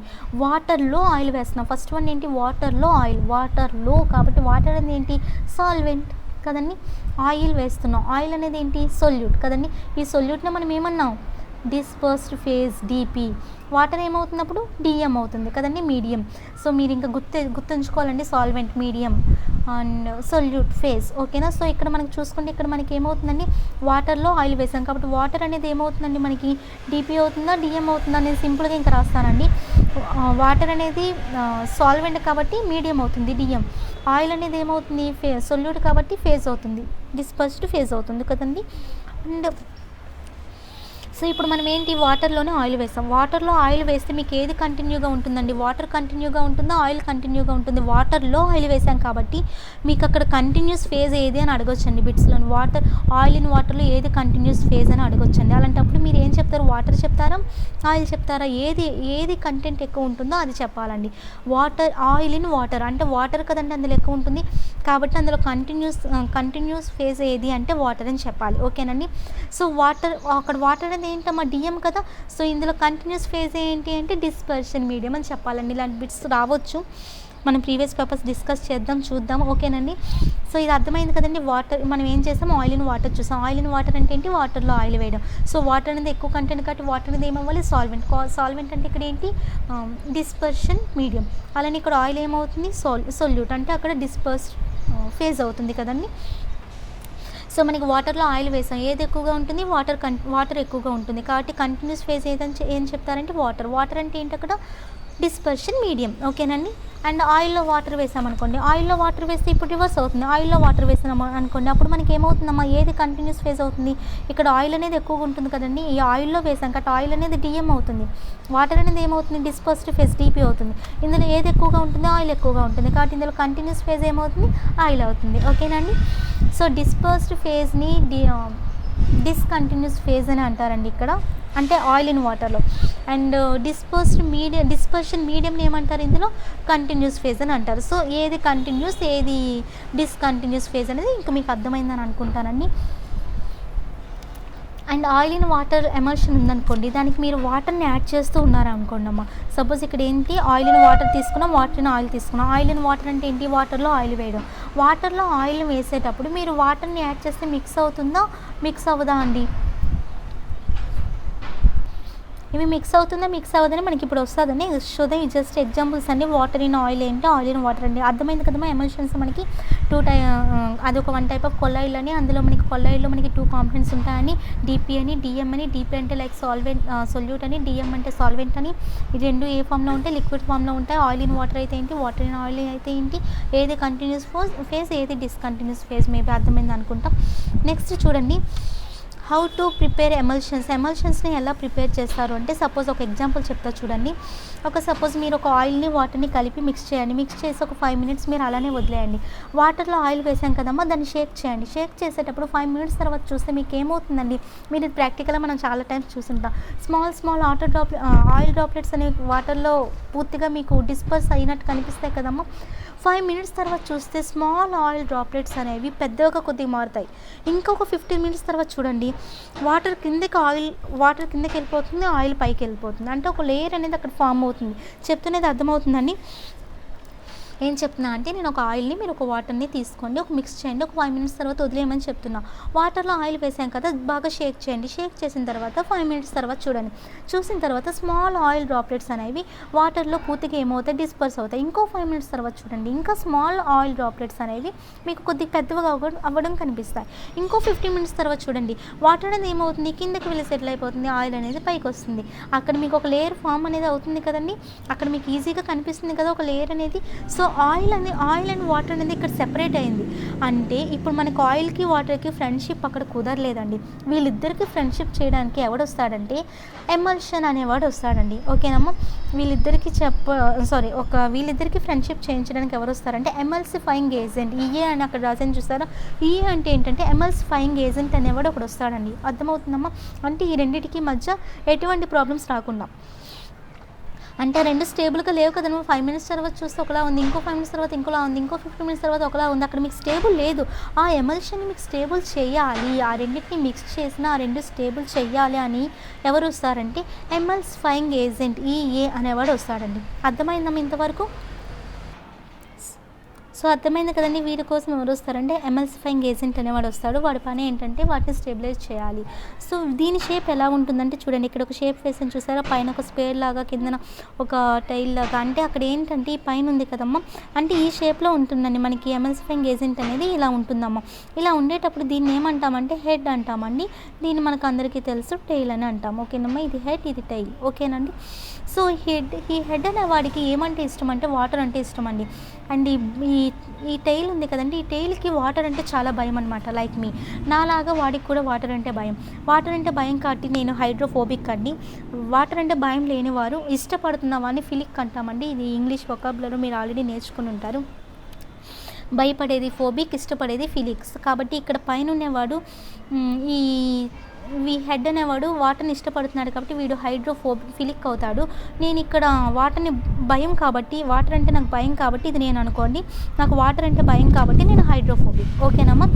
సో ఇక్కడ ఏంటి అంటే మీకు ఇంకా కన్ఫ్యూజ్గా ఉందనుకోండి, ఏదో ఒకటి నేను గుర్తుంచుకోని చెప్తాను. ఇక్కడ ఇది హైడ్రోఫిలిక్ అంటే ఇది లైక్ బెలూన్లో ఉంది కదమ్మా. బెలూన్లో ఏమైంది, అక్కడ ఎయిర్ అంతా బాగా ఫిల్ అయ్యింది అనుకోండి. ఓకేనమ్మా, ఎయిర్ అంతా మీరు ఆల్రెడీ ఫిల్ చేసి బాగా పెద్దదిగా చేశారు. అందులో ఆల్రెడీ ఎయిర్ అనేది ఏమైంది, అది లైక్ బెలూన్లో ఉంది కాబట్టి ఎయిర్ ఫిల్ అయింది. ఫిల్ అనే టర్మ్ వచ్చింది కదమ్మా ఇక్కడ. అంటే స్పెల్లింగ్ వేరు కానీ ఫిల్ అనే ప్రొనౌన్సియేషన్ వచ్చింది కదమ్మా. సో ఇది హైడ్రోఫిలిక్ అని గుర్తుంచుకోండి. ఒకటి హైడ్రోఫిలిక్ గుర్తుంటే ఇంకోటి హైడ్రోఫోబిక్ అని గుర్తొస్తుందమ్మా. ఓకేనా, ఎవరికైనా కష్టంగా ఉంటే అలా గుర్తుంచుకోండి. సో ఇక్కడ పైన వాడి హెడ్ వాడికి వాటర్ అంటే ఇష్టం కాబట్టి వాడు హైడ్రోఫిలిక్, కిందనున్న నాకేమో వాటర్ అంటే భయం కాబట్టి నేను హైడ్రోఫోబిక్ అమ్మా. ఓకేనా. సో ఇప్పుడు ఏం చేస్తాడంటే ఇప్పుడు ఆయిల్ అండ్ వాటర్ గురించి జస్ట్ చెప్తా చూడండి. అది ఇది గుర్తుంచుకోండి అమ్మా. లైక్ ఎమల్సిఫైయింగ్ ఏజెంట్ అనేవాడు ఏం చేస్తాడో చూద్దాం. ఇప్పుడు ఆయిల్ అండ్ వాటర్ గురించి చూద్దామండి. ఈ డయాగ్రామ్ మనకేం అవసరం లేదు, జస్ట్ వింటూ ఉండండి, మీకు అర్థమవుతుంటుంది. ఇప్పుడు వాటర్లోని ఆయిల్ వేస్తానండి. వాటర్లో ఆయిల్ వేసినప్పుడు అక్కడ ఏమవుతుంది, ఈ మధ్యలో మీకు వాటర్లో ఆయిల్ వేసేటప్పుడు ఈ ఆయిల్ అనేది మీకు ఇక్కడ మధ్యలో వచ్చేసిందండి. ఆయిల్ అనేది ఇక్కడ మీకు మధ్యలో ఉంది. దీని చుట్టూ ఏముందమ్మా, దీని చుట్టూ మీకు ఏముందంటే వాటర్ అనేది ఉందండి. వాటర్ అనేది ఉంది కదా, వీటిని మిక్స్ చేయలేదండి. మిక్స్ చేస్తే ఏమవుతుంది, మళ్ళీ వాటి మధ్య ప్రాబ్లమ్స్ క్రియేట్ చేసుకున్నా అని చెప్పి నేను మిక్స్ చేయకుండా ఎమల్సిఫైయింగ్ ఏజెంట్ని నేను పిలిపించానండి. ఈఏ అనేవాడు వచ్చాడు. ఈఏ అంటే ఎమల్సిఫైయింగ్ ఏజెంట్. వాడు వచ్చి ఏం చేస్తాడు, వాడికి ఏముంది, వాడికి ఒక హెడ్ ఉంది, వాడికి ఒక టైల్ ఉంది. ఆ హెడ్ అనేవాడికి ఏమంటే ఇష్టం, వాటర్ అంటే ఇష్టం. టైల్ అనేవాడికి వాటర్ అంటే భయం కాబట్టి ఆయిల్ అంటే ఇష్టం ఉంటుంది కదండి. వాటర్ అనేవాడికి భయం అంటే వాటర్ని భయమని ఆయిల్ అంటే ఇష్టమని కాదండి. అక్కడ వాడికి వాటర్ భయం కాబట్టి వాడు ఆయిల్ వైపు ప్రిఫరెన్స్ ఇస్తాడండి. ఓకేనమ్మా. సో ఇందులో ఎమల్సిఫైయింగ్ ఏజెంట్ని పిలిపించినప్పుడు వాడు ఏం చేస్తాడంటే చూడండి, ఇక్కడ హెడ్ ఇది ఇలా ప్రతిదానికి ఇలా జస్ట్ ఇది మీకు అర్థం కావడానికి ఫిగర్. సో ఇక్కడ వాడు ఏం చేస్తాడు, ఎమల్సిఫైయింగ్ ఏజెంట్ వచ్చి తన హెడ్ని తన టెయిల్ని ఆ రెండింటిని వాడు ఏం చేస్తాడంటే రిలీజ్ చేస్తాడండి. ఆ రెండు మాలిక్యూల్స్ని వాడు ఏం చేస్తాడంటే రిలీజ్ చేస్తాడు. రిలీజ్ చేశాక ఆ టెయిల్కి ఏమంటే భయం, వాటర్ అంటే భయం కదండి. సో ఆ టెయిల్ అనేది దేనికి ప్రిఫరెన్స్ ఇస్తుంది, ఇక్కడ చూసారా, ఇది హెడ్, ఇది టెయిల్ అనేది దేనికి ప్రిఫరెన్స్ ఇస్తుందమ్మా, ఇవన్నీ ఎమల్షన్స్ అమ్మా. సో ఇలా పిలిచినప్పుడు టెయిల్ అనేది మీకు ఆయిల్ వైపు వెళ్తుంది, హెడ్ అనేది ఎటువైపు వెళ్తుంది, హెడ్ అనేవాడికి వాటర్ అంటే ఇష్టం కదా, సో వాడు వాటర్ వైపు వెళ్తున్నారు కదండి. సో ఎమల్సిఫైయింగ్ ఏజెంట్ పిలిపించాం కదండి, వాటర్కి ఆయిల్కి ఇలా వాడు ఫ్రెండ్షిప్ చేయించి వాటి మధ్య ఒక ఏం చేస్తారంటే వాటి మధ్య వాడు ఒక ఎలా ఉంటాడంటే ఒక లైక్ ఫిజికల్ బేరియర్గా ఉంటాడండి వాడు అనేవాడు. ఓకేనమ్మా, అర్థమైందా. సో ఇక్కడ మీకు ఇంతకుముందు వాళ్ళు ఏం చేస్తున్నారు, షేక్ చేసేస్తే వాళ్ళు ఇలా స్మాల్ డ్రాప్లెట్స్గా, తర్వాత పెద్దగా, తర్వాత లేయర్స్ ఫామ్ చేసుకుని ఇలా చేస్తున్నా అని చెప్పి అని చెప్పి నేను ఎమల్సిఫైయింగ్ ఏజెంట్ని పిలిపించినప్పుడు వాడేం చేశాడమ్మో, ఎమల్సిఫైయింగ్ ఏజెంట్ అనేవాడు వాళ్ళిద్దరికి ఫ్రెండ్షిప్ కుదిర్చాడు. ఎలా కుదిర్చాడు, వాడికి హెడ్ ఉంటుంది, టెయిల్ ఉంటుంది. హెడ్కి వాటర్ అంటే ఇష్టం కాబట్టి హైడ్రోఫిలిక్ అన్నాను, టెయిల్కి వాటర్ అంటే భయం కాబట్టి హైడ్రోఫోబిక్ అని చెప్పాను. సో హెడ్ అనేవాడు వాటర్ వైపు ప్రిఫరెన్స్ ఇస్తాడు వెళ్ళడానికి, టెయిల్ అనేవాడు వాటర్ అంటే భయం కాబట్టి ఆయిల్ వైపు, ఇటువైపు ఆయిల్ వైపు రావడానికి ఇష్టపడతాడండి. కాబట్టి ఇలా ఇక్కడ మీకు వాడు ఆ రెండింటిని సెపరేట్ చేసేస్తాడండి. అవి షేక్ చేయకుండా, మనం షేక్ చేయకుండా ముందే మనం ఎమల్సిఫైయింగ్ ఏజెంట్ని పిలిపిస్తాం కాబట్టి అవి అక్కడ మనకి మిక్స్ అవ్వకుండా సెపరేట్గా ఉండిపోతాయండి. ఇది ఓకేనండి, అర్థమైందా ఇంతవరకు? అండ్ మనం ఇంకా ఎమల్షన్స్లో మనం చూసుకుంటే మనకి చూడండి, మనకి ఇంకా సోప్స్, మనకి బట్టల మధ్య ఏమైనా మరకలు ఏమైనా పడేటప్పుడు మనం ఏం చేస్తాము, సోప్స్ని డిటర్జెంట్స్ని యూజ్ చేస్తాం. సోప్స్లో డిటర్జెంట్స్లో కూడా ఇలా ఒక షేప్ ఉంటుందమ్మా. సోప్స్లో చూసుకుంటే మనకు కూడా ఇంతేనమ్మా, ఎమల్సిఫైయింగ్ ఏజెంట్ అనేది ఉంటుంది. దాని షేప్ మనకి ఎలా ఉంటుంది, ఇలా ఉంటుంది కదా. సో ఇలా ఉండేటప్పుడు అది ఏం చేస్తుందంటే ఇటువైపు హెడ్, ఇటువైపు టెయిల్, ఇది ఆల్రెడీ మీకు అర్థమైంది కదా, మళ్ళీ రిపీట్ చేయట్లేదు నేను. సో సోప్లో అనమాట ఇలా ఉంటుందమ్మా. ఇలా ఉండేటప్పుడు అది ఏం చేస్తుందంటే మనకి ఇలా మనకి ఇక్కడ ఆయిల్ డ్రాప్, ఇక్కడ ఆయిల్ ఉందమ్మా, ఏదో ఒక షర్ట్ మీద, ఏదో ఒక డ్రెస్ మీద ఇలా ఆయిల్ ఉండేటప్పుడు ఏం చేస్తుందంటే ఆయిల్ వైపు ఏం చేస్తుంది, టెయిల్ అనేది ఇలా వస్తుంది, వాటర్ వైపు ఇలా ఫామ్ అవుతాయి కదమ్మా దీని చుట్టూ. ఇందాక ఆల్రెడీ ఫిగర్ చూశారు, ఇలా ఫామ్ అవుతుంది కదమ్మా. టెయిల్కి ఆయిల్ సైడ్ ప్రిఫరెన్స్ ఇస్తుంది కాబట్టి ఆయిల్ వైపు ఇలా వెళ్ళి ఇలా మీకు ఒక షేప్ ఫామ్ అయింది కదండి. ఈ షేప్ని ఏమంటారంటే మిసైల్స్ అంటారండి. ఈ షేప్స్ని ఏమంటారంటే మిసైల్స్ అంటారు. సో ఇలా మనకి ఏం చేస్తాయంటే దీన్ని అంతటిని ఏమంటారంటే ఒక మిసైల్ అంటారు. సో ఈ మిసైల్స్ని ఫామ్ చేస్తాయన్నమాట. ఇవి ఏం చేస్తాయంటే ఒకవేళ ఆయిల్ ఉందనుకోండి, ఈ మిసైల్స్ అనేవి ఏం చేస్తాయంటే ఆ స్మాల్ డ్రాప్లెట్స్ అన్నింటినీ బ్రేకప్ చేస్తాయండి అవి. సో అక్కడ మీకు ఆయిల్ అనేది అలా అక్కడ మనకి లేకుండా పోతుంది. జస్ట్ స్మాల్ ఇలా జస్ట్ మీకు ఒక ఐడియా ఉంటే చాలండి. సో ఇంకా ఎగ్జాంపుల్స్ ఇందులో పెట్టే చూడండి. ఎగ్జాంపుల్ సోప్స్, ఇంకా ప్రోటీన్స్, ఇలాంటివన్నీ మీకు ఎగ్జాంపుల్స్ ఉంటాయమ్మా. సో ఎగ్జాంపుల్స్ మీరు ఇలా చదువుకోండి, అర్థమైపోతుంది. నెక్స్ట్ మీకు ప్రాపర్టీస్ కోసం నేను రేపు లాస్ట్ క్లాస్ మీకు రేపు చెప్తాను అండి, అందులో మీకు కవర్ చేస్తాను. ఇప్పటికే మీ వీడియో చాలా అయింది. అండ్ ఇంకా ఏంటి అంటే ఇంకా మనకి మిల్క్ అనేది ఏంటి అవుతుందండి, మిల్క్ అనేది ఆయిల్ ఇన్ వాటర్ ఎమల్షన్ అవుతుందమ్మా. మిల్క్ అనేది ఏంటంటే అది ఆయిల్ ఇన్ వాటర్ ఎమల్షన్ అమ్మ. మిల్క్ అనేది మనం మిల్క్ని ఒక 2 or 3 days మనం అలానే ఉంచామనుకోండి, మిల్క్ని వాటర్ని సెపరేట్గా చూడలేము. ఎందుకు చూడలేమంటే మనకి అందులో మనకి ఏముంటుందంటే మిల్క్లోన చూడండి, ఇక్కడెక్కడ ఒక పాయింట్ ఉంటుంది చూసారండి, ఈ ప్రోటీన్ అనేది ఉంటుందమ్మా మనకి మిల్క్లోనిది. మనకి ఈ ప్రోటీన్ అనేది ఉండడం వల్ల మనం మిల్క్ని అక్కడ మనం సెపరేట్గా చూడలేమండి. అక్కడ మిల్క్ని వాటర్ని మనం అక్కడ ఏం చేయలేమంటే సెపరేట్గా చూడలేమమ్మా. అంటే ఒక 5 minutes తర్వాత చూస్తే మనకి మిల్క్ ఫ్యాట్స్ కానీ వాటర్ కానీ డిఫరెంట్గా కనబడాలి. కానీ డిఫరెంట్గా ఎందుకు కనబడదు, దానికి రీజన్ ఏంటంటే మిల్క్లో ఉండే ప్రోటీన్ అమ్మ. ఓకే, సో మిల్క్లో ఉండే ప్రోటీన్ మీ అందరికీ మ్యాక్సిమం తెలుసు. సో ఈ మిల్క్లో ఉండే ప్రోటీన్ ఎలా మనకి వర్క్ చేస్తుందంటే అది ఒక ఎమల్సిఫైయింగ్ ఏజెంట్లో వర్క్ చేస్తుందండి. అండ్ మిల్క్లో మనం వాటర్ వేసామనుకోండి ఏమవుతుంది, ఇవన్నీ మనకి రేపటి క్లాస్లో వస్తాయి. నెక్స్ట్ ఇప్పుడు ఏంటంటే మనకి మిల్క్లో వాటర్ వేసామనుకోండి, అది ఏమని చెప్పాను మీకు, మిల్క్ అనేది ఏమని చెప్పాను, ఆయిల్ ఇన్ వాటర్ ఎమల్షన్ అని చెప్పాను కదండి. ఆయిల్ ఇన్ వాటర్ ఎమల్షన్ కదమ్మా. సో మిల్క్లో వాటర్ వేసాము, వాటర్ అనేది పైనుండి వేస్తే మనకు అక్కడ ఏమవుతుందమ్మా, అది డిస్పర్షన్ మీడియం మనకు అక్కడ ఏమవుతుందమ్మా, ఆయిల్ ఇన్ వాటర్ కాబట్టి మనకు అక్కడ వాటర్ అనేది డిఎం కదమ్మా. వాటర్ అనేది మనకు ఒక సాల్వెంట్ కాబట్టి డిస్పర్షన్ మీడియం కదా. సో డిస్పర్షన్ మీడియం అనేది వాటర్ కాబట్టి మనకు అక్కడ వాటర్ని వేసామనుకోండి, వాటర్ మిక్స్ అయిపోతుంది కానీ సెపరేట్గా కనబడు. అర్థమవుతుందమ్మా చెప్తున్నది. ఇక్కడ మీకు ఏం చెప్తానంటే నేను మిల్క్లో వాటర్ని వేసాం, అసలు మిల్క్ అనేది ఏమని చెప్తున్నాను నేను, ఆయిల్ ఇన్ వాటర్ ఎమల్షన్ అని చెప్పాను. మిల్క్ అనేది ఏంటమ్మా గుర్తుంచుకోండి, ఆయిల్ ఇన్ వాటర్ ఎమల్షన్.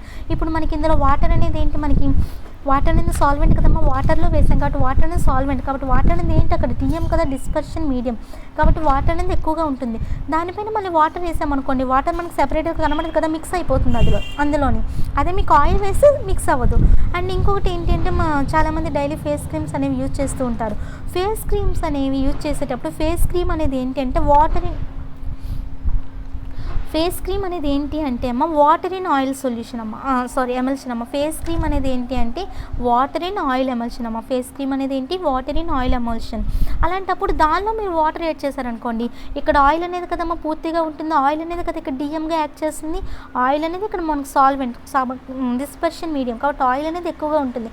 దాని మీద మీకు వాటర్ యాడ్ చేస్తే మిక్స్ అవుతుందా, మిక్స్ అవ్వదు కదా. కాబట్టి అందులో మీకు వాటర్ యాడ్ చేస్తే అందులో మిక్స్ కాదండి. ఇలాంటివి జస్ట్ బేసిక్ క్వశ్చన్స్ తెలుసుకోండి. నెక్స్ట్ నెక్స్ట్ మీకు properties of colloids last 2 topics ఉన్నాయని మీకు రేపటితో ఈ క్లాస్ అయిపోతుంది. అండ్ ఇంకొక ఇన్ఫర్మేషన్ అమ్మ, నేను కెమిస్ట్రీ మీకు ప్రీవియస్ పేపర్స్ ఎందుకు ఇంకా స్టార్ట్ చేయలేదంటే మీకు మ్యాటర్ మీద ఒక ఐడియా రావాలి. మేబీ నాకు తెలిసి ఈ వీడియో ఒక 10 మెంబర్స్ అని చూస్తారమ్మా మేబీ కంటెంట్ కావాలనుకున్న వాళ్ళు. సో ఆ 10 మెంబర్స్ కనే వీడియో యూజ్ అవుతుంది. చూడండి, కంటెంట్ ఫస్ట్ నేర్చుకోండి. నేను డైరెక్ట్గా ప్రీవియస్ పేపర్స్కి వెళ్ళడం నాకు నచ్చదు. సో కొంతైనా నేను మ్యాటర్ గురించి చెప్పాక మీకంటూ ఒక ఐడియా వస్తుంది. కాబట్టి నేను ఈరోజు ఈవినింగ్ మీకు group D previous papers release చేస్తాను అండి కంపల్సరీ. అండ్ రేపు మీకు ఈ టాపిక్ అయిపోతుంది. నెక్స్ట్ మీకు ఆటమ్స్ మాలిక్యూల్స్ ఇంకొక టాపిక్ ఉంది. నెక్స్ట్ మీకు 9th కెమిస్ట్రీ అయిపోతుంది. నెక్స్ట్ 10th కెమిస్ట్రీలోకి వెళ్ళేటప్పుడు మీకు పీరియాడిక్ టేబుల్ అవన్నీ వస్తాయండి. కొందరు పీరియాడిక్ టేబుల్ అని ఇలా అడుగుతున్నారు. నా మీద ఏంటంటే నేను ఆర్డర్ వైజ్ వెళ్తాను. సో మీకు కనుక వీడియో కనుక ఓకే లైక్ అయితే లైక్ చేయండి. అండ్ స్పెషల్లీ మీ వాళ్ళకి షేర్ చేయండి లైక్ అయితే. So I love you, take care, bye.